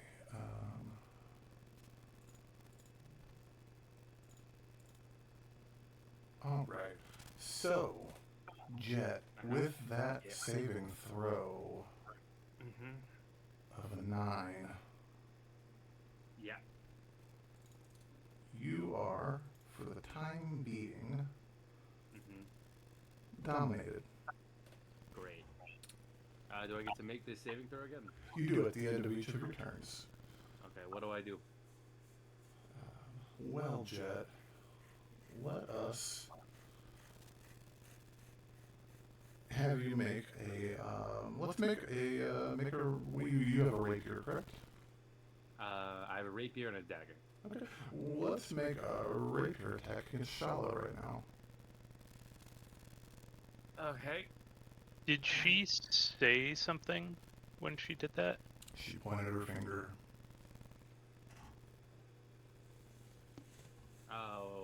But I don't get sneak attack because I don't have any allies technically next to me. Correct. There. Also, Vargo, just for your, for the mechanical side of things, this is a ability rather than a spell. Okay, just wondering if I heard any verbal component. Oh, Jesus Christ. That's a 26. Roll me some damage on her. Alright. It's okay, she's got some health. That's cool. Okay. Yeah, I have to use my full force. Yep, Actually, if I really wanted to be a dick, I could use the draconic shout. But I'm not going to, because I wasn't explicitly told. Well, she's dominating you, and she's not really sure what that is. She doesn't have your character sheet. Cool. I'm just making sure. I'm wondering how much I have to hold back, because if it's not at all, then oh boy, that changes things a bit. I think it's more fun this way than me fully just taking control. I think that's kind of a dickhead way to do it. I mean, yeah, get there. Why isn't it letting me roll damage? So normally when you do the hit roll, it should be on the same card in the chat. It should have an option to roll the damage. Yeah, for some reason it didn't let me. If you want to just do the hit again, and then it should let you again. We'll just automatic hit it. As long as it's not a crit. Like, do I just click on rapier in my inventory? Yeah, you should just click on the dice thing that pops up on it. Hold on. Why is it not? Okay, here we go. Damage. Okay, there we go. No. That's a chunky bit of damage. That's 10 points of damage. 10 damage. Okay, cool. Your rapier, you pull it out, and you jab it right into her, and she dodges out of the way, but you still catch her right in the abdomen, just a tiny bit. She takes a good little bit of damage there, and so I got to remake that wisdom saving throw, huh? absolutely, sir. Okay. And I believe it procs again if I take damage. If I'm not mistaken. Hey, somebody smacked me. That's a 6. You are continuing to be dominated for the time being. And let me do that real quick, sorry. And we will go to, I'm not going to be a jerk and use bonus actions and stuff. I feel like that would be a little much right now, especially when there's only 3 of you guys and I designed this encounter for a full party. Keep it going. So maybe Shalla will do something so we can even it out. Shalla will. Let me see, I'm sorry, I don't have her. What do you got spell-wise? What do you got inventory-wise? She's going to whack you with her quarterstaff, just out of pure reaction. So that will be...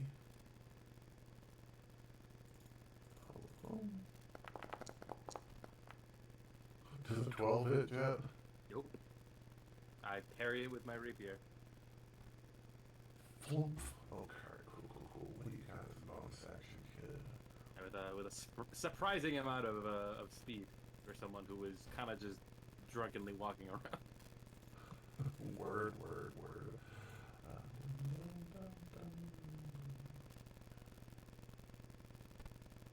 And she's got a bonus action healing word on herself. Alright, sounds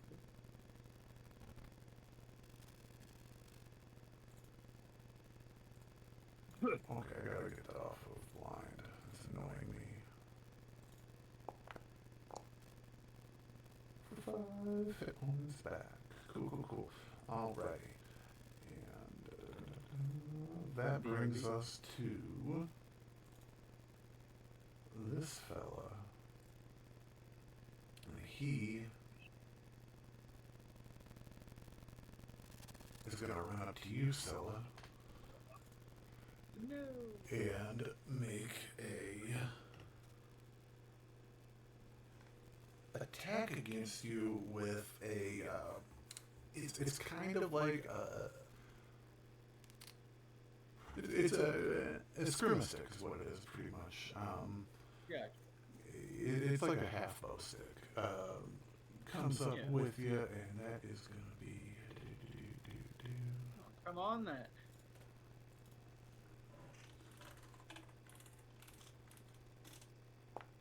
that'll be 13 to hit. No. 13 misses. Okay, it goes wide. Then it's going to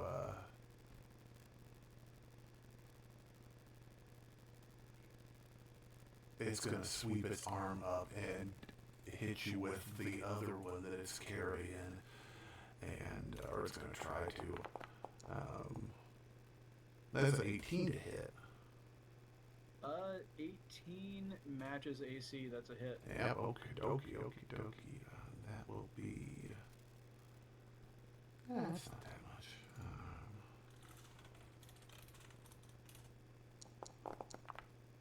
For 7 damage to you, Sylla. Oh yeah, he cracks me right across the jaw. I kind of look at him. Oh, this is gonna be fun. That brings brings up their turn, comes to the other islander, who is going to move right here, and they're going to pull out their stick and throw it directly at Shalla. And that'll be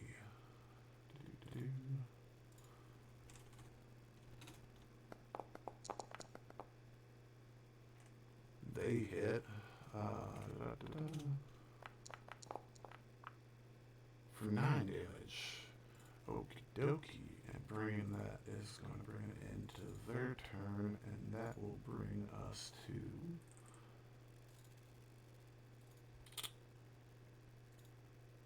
Vargo. You're up. Alright, I'm gonna lift my heavy crossbow up and shoot at, what's her name? Tiala? And one sec, I need to check if this is on hit or on attack. Break the concentration. Break Yeah, the concentration. right? Yes. Please. See if I can do this. I don't want to roll. stab people anymore. Does that work? Nope. Oh, so you click attack after that. Ooh. 27 will 100% hit.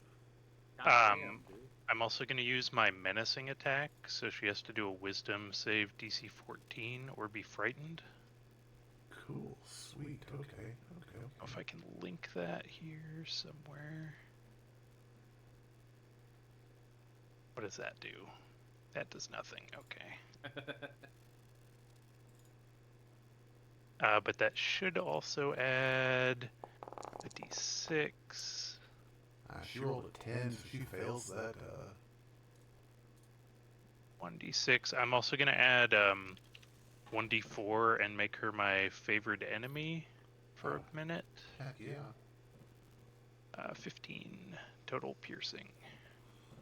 A hell of a good hit. Hell of a good She's hit. got to make a Con con save. save. Heck yeah, she does. She's got to beat a 15. Okay, so that is.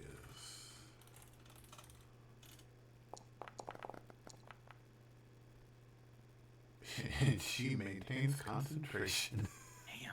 Alright, She I takes- will. She takes a hefty hit, though. I'll let my heavy crossbow fall on its sling and reach down to my waist, pulling out the hand crossbow, and then fire that at her. Heck yeah, go for it, man. So many clicks to attack. It really is. I'm assuming a 22 22 hits. 100%. Okay, 5 more piercing. Hey, 5 more Another con pieces. save. Got to beat a 10. Absolutely. Please, God. Please. Please. That'll Please. be. Hey. Oh, Hey. thank Christ. Concentration is broken. You are no longer dominated by good what's that? gold. Crossbow. Wait. Oh, where's my outfit? Oh. I'm gonna say, you fools attack the one in the dress, and then my turn is over. All right. Oh, you bitch. And that brings us to Tila. She is going to. Redominate Jet. Well, she's gonna roll. That would be fucking amazing. No, she's not. She's not. Oh. She is gonna run at Jet, screaming with her bow staff out. It's more like a walking stick, honestly. Oh, she's frightened. Oh, she's Or frightened. did you pass? She can't. She She passed failed. that note, didn't she? No, she failed. She failed. She failed. Good looking out. Good looking out. She is going to throw her staff at you, Jet. She's I gonna. believe that is an improvised weapon attack. Actually, she can do it as a ranged. Okay. Yeah. She's. I'm just, it's just throwing a fucking. Whoops. She does stick.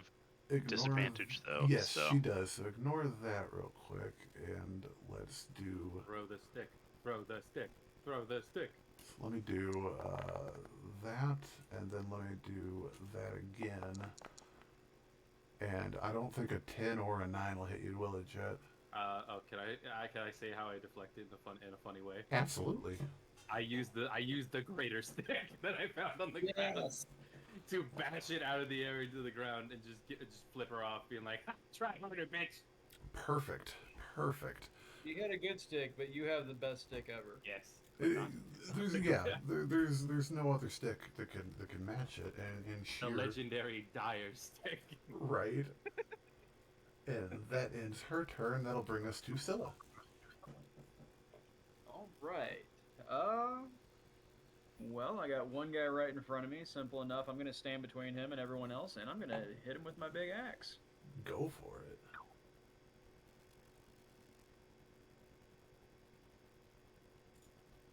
And I've got it in one hand, so not versatile. Is a 12 gonna hit him? A 12 just misses, actually. Gotcha. Well, shit. Anything for a bonus action? Actually, yeah, I'm gonna use my war priest feature to do an attack roll as a bonus action. Go for it. Love war clerics. Actually, let me Bonus action attack rolls are so good at low levels. Oh, they really are. They're good at high levels, too. That's much better. Much better. Roll some damage for that. Oh, I'm gonna. Ooh, good damage, too. Yeah, I've stunk that right into his side. Sorry, let me redo that. His hit points were wrong. But that's a good chunk, though. That is a good chunk. Hit me with a fucking stick. Let me change this other one real quick, too. Okay, cool. And Sylla's turn brings us to the top. Jet, you're going with Shalla Alright. on deck. Okay. So, that bitch mind controlled me, and I don't like that at all, as a matter of fact. So I'm going to use my bonus action to steady aim. I'm going to pull out my short bow. I'm going to adjust for wind resistance and general breeze and whatnot, and I'm going to shoot this bitch in the face. Go for it, man. Calculate the curvature of the earth. You said you were using steady aim, you said? Yep. So my movement is now 0 until the end Hey, of my understandable, turn. but you get your I get advantage, so I get Exactly. sneak attack if this hits.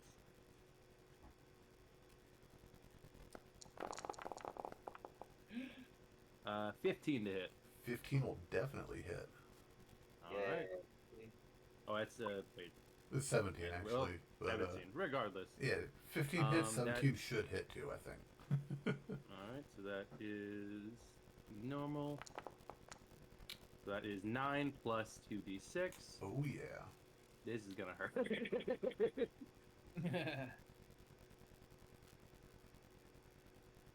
Oh, damage. Yeah. An additional. That's 15 points of piercing damage. Despite what I said, shooting her in the face, I'm going to attempt to wing her in the shoulder. Okay. Well, with let's see. Sitting at 15 hit points, how do you want to do this with your short bow? I'm not. Do I have the option to not kill her? If you want to make this Potentially a non-lethal, and go for a non-vital organ, you're 100% welcome to. Yep. So I am going to, for the briefest of moments, I'm going to aim for the head, but then falter ever so slightly and kind of shake my head and then just wing her in the. I'll say not the gut because that like is equally as painful. I will just I will shoot her in the shoulder in such a way that she like kind of spins a bit and just kind of like hits her head on like as she falls to the ground. 100%. You're. So she is. Yeah, so she's not dying, but she is like, she's knocked the fuck out. Yeah, your strings like flax and the arrow looses, grabs her in the shoulder with a jerk and slings her hard into the ground. You're very close range right now, and that was a hard hit. She is down and incapacitated. I turn towards our guide and I say, sorry, I stabbed you. I hope that partially makes up for that. Okay, bringing Jets go to it. And Shalla looks over to you and gives you the faintest nod of respect Okay, before alright, cool. before casting. Oh, before I end my turn, I would like to turn to the other two and say, "That's my son." Sorry, can you say that one more time? I didn't hear you. I said, "Who else wants some? Come and get it." Absolutely. Shalla is going to cast Shillelagh and Shallally. Shillelagh and is going to move up and take a whack against this fella here.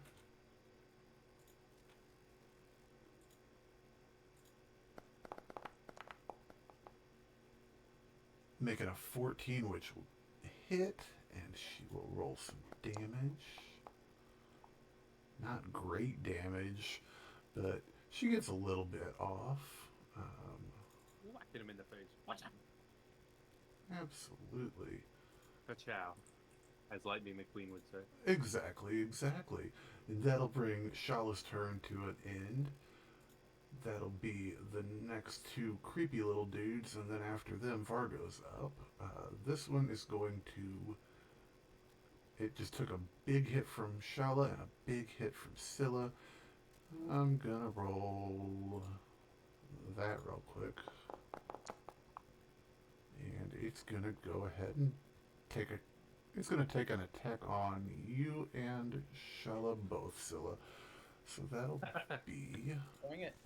Pussy, yeah. I mean, to be fair, if you watched your boss go down, it probably wouldn't be great for morale. Does a 14 Right. hit you, Sylla? That's a negative. Okie dokie. And let's see if... Oof, it's gonna definitely hit Shalla, though, for... Oh, come on now. 1d8. For 7 damage, that's not too bad. I say that, it could be worse. Close. And that'll be their turn. And then that brings us to the other, which is... They've got names, but you guys don't know them yet, so I don't really feel comfortable, saying them. Well, one of them has a chance of surviving. The other two still up in the air. So it might not matter. The other one points a finger at Shalla. And Shalla is now going to make a wisdom saving throw. Oh my god. This song and dance again. She's a druid, though, so God forbid. Okay, she's good. She is not dominated. Uh-huh. And that will be his turn. That brings us to Vargo. Oh my god, these guys are so one note.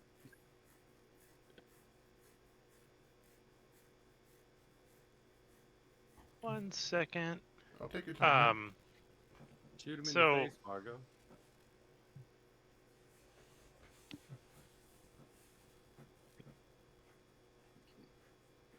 Do melee spell attacks, those don't count as attacking with a weapon, do they?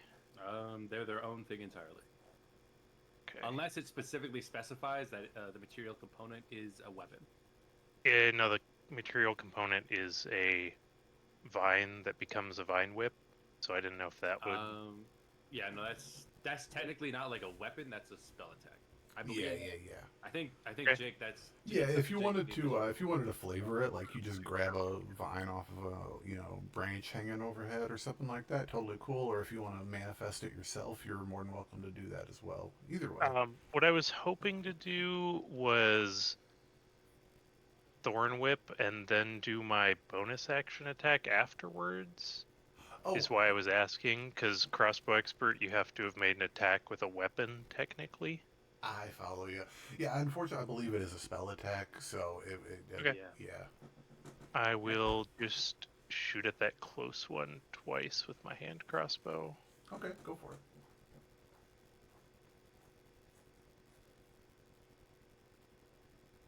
$14 will hit. Alright, I'm gonna... yeah, just normal damage. Then a second... Oh, you can't attack twice off the same link. That's annoying. Yeah, it gets a little annoying, yeah. Damage. 18 will hit. Yep. For another 7 damage. Heck yeah. And with that second shot, Vargo, you drop it. He did. He falls to the ground, bolts sticking out of him. And then I will be done. Alrighty, and that'll bring us to Sylla. You are up. All right. I'll tell you, we just got one left. I'm gonna just run at him. I'm gonna drop my shield, axe in both hands. Heck yeah. Do the power slide.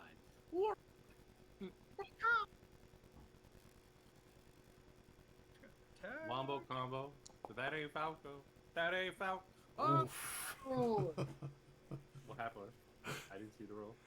It's that one. now. Oh. It's all good. No.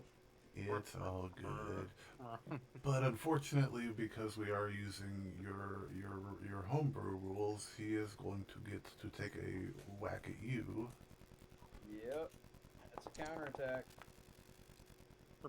Does a 19 hit? That is gonna hit. Yeah, for 5 damage. Oh, you little fucker. Anything for a bonus action, Sylla? Let's see what spells have I got. Yeah, nothing I need to pop off just yet. Alright. That'll bring us Stare at him. around to the top again. Jet, you are up. Okay, now I don't need to steady aim because I got someone next to him. All right. Okay, let's let's go back here for a second. All right, just back here for a sec. Okay. Well, I gotta measure this out real quick. All right. Yeah. Just like okay. Yeah, he's right there. All right. Awesome. Okay. Adjust for wind. Well, make you sure- hit already. Yeah. No, I'm getting to it.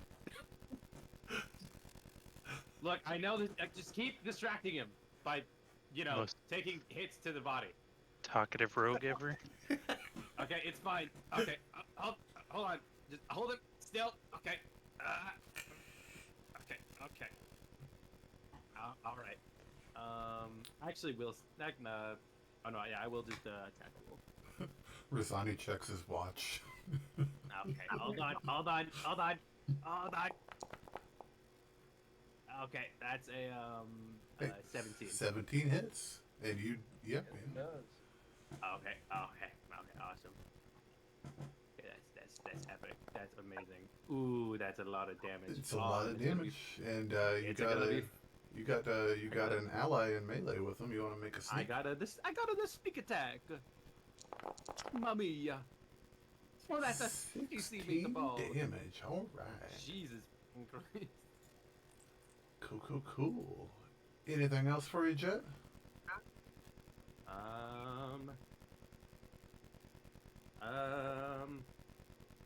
I do a little dance, but no, that's all I got. That's me.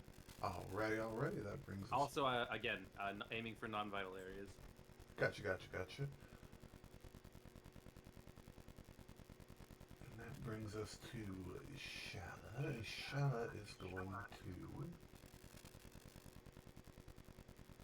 bonus action cast a healing word on herself.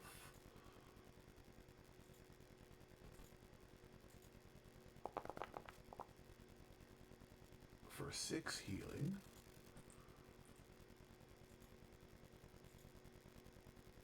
And then for an action.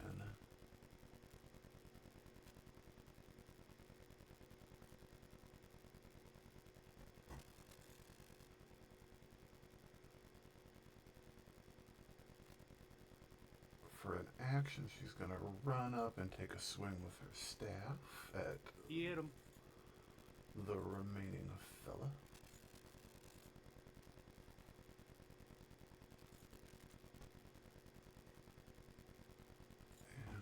seem to find it.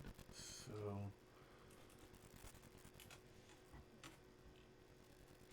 let's do what is her?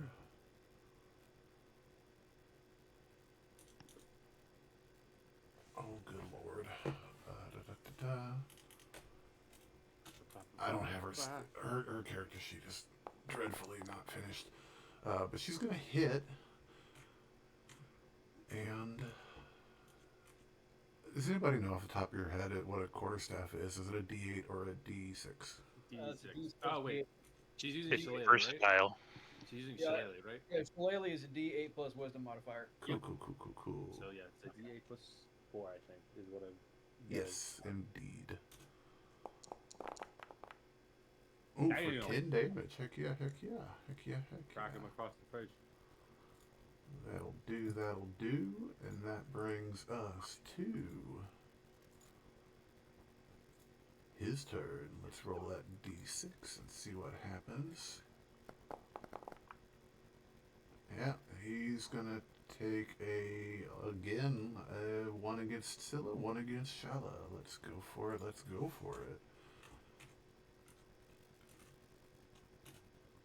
That'll be 11 to hit Shalla. That's gonna miss Shalla, and that'll be... BRB. Oof. That is a natural 20 on Sylla. Oof. Yeah, I don't like that. Oof. Oof is right. Oof. Okay. So... Yeah, I'm just gonna work on my druid now. Let me see here.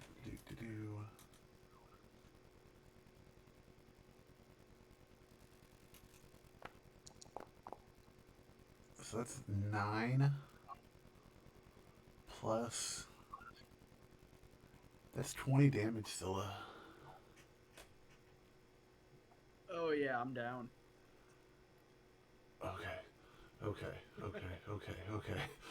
Scylla's down. We're okay though.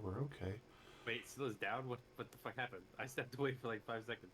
Scylla's down. I took a critical hit to the face. Yeah, unfortunately. How much damage was it? It was 20 damage. Oof. Yeah. Yeah, we're using my critical hit rule, and my crits hurt. It's brutal critical, and yeah, unfortunately, like I said, this was balanced for 5 people. Vargo, you are up. Well, to be fair, we've been doing a lot better. Are we doing any rules about diagonal movement? Like only one for 5 feet per turn or anything like that? Or is it just... Yeah, just go with it for right now for what it is on there. Okay. I'm going to move up here and drop my hand crossbow, item interaction, grab my regular one, and shoot at the last remaining enemy. Heck yeah. Oh, definitely hitting. God damn. 14 piercing. Hell yeah, kill him. And Hey. max damage. Hey. He had 4 hit points left, so how do you want to do this, Vargo? I'm just gonna do it right in one of the eyes. Heck yeah. He drops to the ground. And that brings us to Sylla. You want to roll me a d20 for a death save, Sylla? Oof. That's a miss. That's a fail, but that's not a critical fail, so that could be a lot worse. That's another one. I'm gonna wait after the first one. If we're out of combat, I'm gonna pull out my healer's kit and use it. Yeah, if you want to do that, that's totally cool. We can drop combat, and I was just gonna have. Oops. Are we? Oh, I no, was just saying because he was rolling multiple death saves. Oh, I gotcha. So yeah, I was gonna. Let me see. I think Shalla's got a spell slot left too. So I was gonna. If you want to do that, if you want to roll your healer's kit, and then I will. Stabilizes without rolling. Cool. So heals stabilized, and then I will cast. I can't move my token for some reason. Okay, there we go. Over towards everyone else. Then I will cast. Hey, for 8 healing for you, Sylla. With some help, would I be able to make an investigation check to search these fools? 100%. 100%. Awesome. Anyone want to give me the help action? Just speed this along a bit. Sure. I will. I'll take 12 seconds and guidance you, and then help you. Oh, awesome. Hey. Oh shoot! I forgot to roll. I forgot to hit advantage. So I'll just roll again. Yeah, it's totally cool, man. So that is Yeah, good 7. thing for advantage. So that's 15 plus an additional D4. Good thing for expertise as well. 16. Okay. With a 16, you find each one of them has a pair of scrimma sticks. They're well made, carved, not carved really, but smoothed sticks with leather wrapping to provide grip. Aside from that, they've got some simple jewelry, nothing elaborate. We're talking like twine and shells type of thing. A couple of them are like have maybe a little, a small stone set into them, but nothing fancy. They're pretty bare. Yeah. So all of them are dead except for one. Correct. She is on the ground as she is bleeding from multiple crossbow bolts and arrows. I think just arrows. No, Vargo hit her once, didn't he? Or a couple times. Yeah. Twice, I think. Yeah. Yeah. She did, but she is unconscious and therefore not dying. Correct. Vargo will set down his backpack and rummage through it for a couple seconds, and then he pulls out a set of metal manacles. And I was actually about to say. Yeah. Let's bind the mouth so that she can't do the verbal. Yeah, Good know how idea, it works, too. right? Yeah. Yeah, I got I'll look some at rope. Shalla and say, I hope this is, under the circumstances, not offensive. No. By all means, do you just? That's an interesting thing to carry with you. Is that for recreation or like? Well, I carry all sorts of stuff with me. Don't ask a managed business in regards to that. I'll pull out my portable ram and show her how it works as well. You can never be too prepared. If that's the case, I got some manacles in the back. And just like that, you become my favorite person. So yeah, 100%. You bind her hands, no problem whatsoever, and pull out a portable ram and show it off. All right, we need I can't exactly carry her because I do have some questions I want to ask, but well, I mean, as far as we know, she could only cast that spell if she had her hands free to do it. As far as you know, yes. All right. Ah, shit. I guess we'll have to wait for her to wake up then. You still got a use of you still got some supplies in that healer's kit, bud? Yeah. That'll just stabilize her, not wake her up, though. Technically. I know. Just patch up the holes. Well, you guys are more than Right. welcome to take a short rest if you'd like. That's no. Sure. I imagine that would allow them the opportunity to wake up. Yeah, for sure. So let's go ahead and call this session here for tonight at the short rest, and we will pick up next time and learn what we can from our newly found prisoner. Okay, who's gonna be bad cop? I call bad cop. No, I'll actually be good cop. For some reason, I just want to roll insight checks every time you talk, Jet. It's interesting, huh? my healer's kit says it has 20-foot range for some reason. That can't be right, right? Wow. I mean, you could maybe throw it at somebody. Yeah. Start throwing syringes like dart. But yeah. Like New Florence, Missouri. Yeah.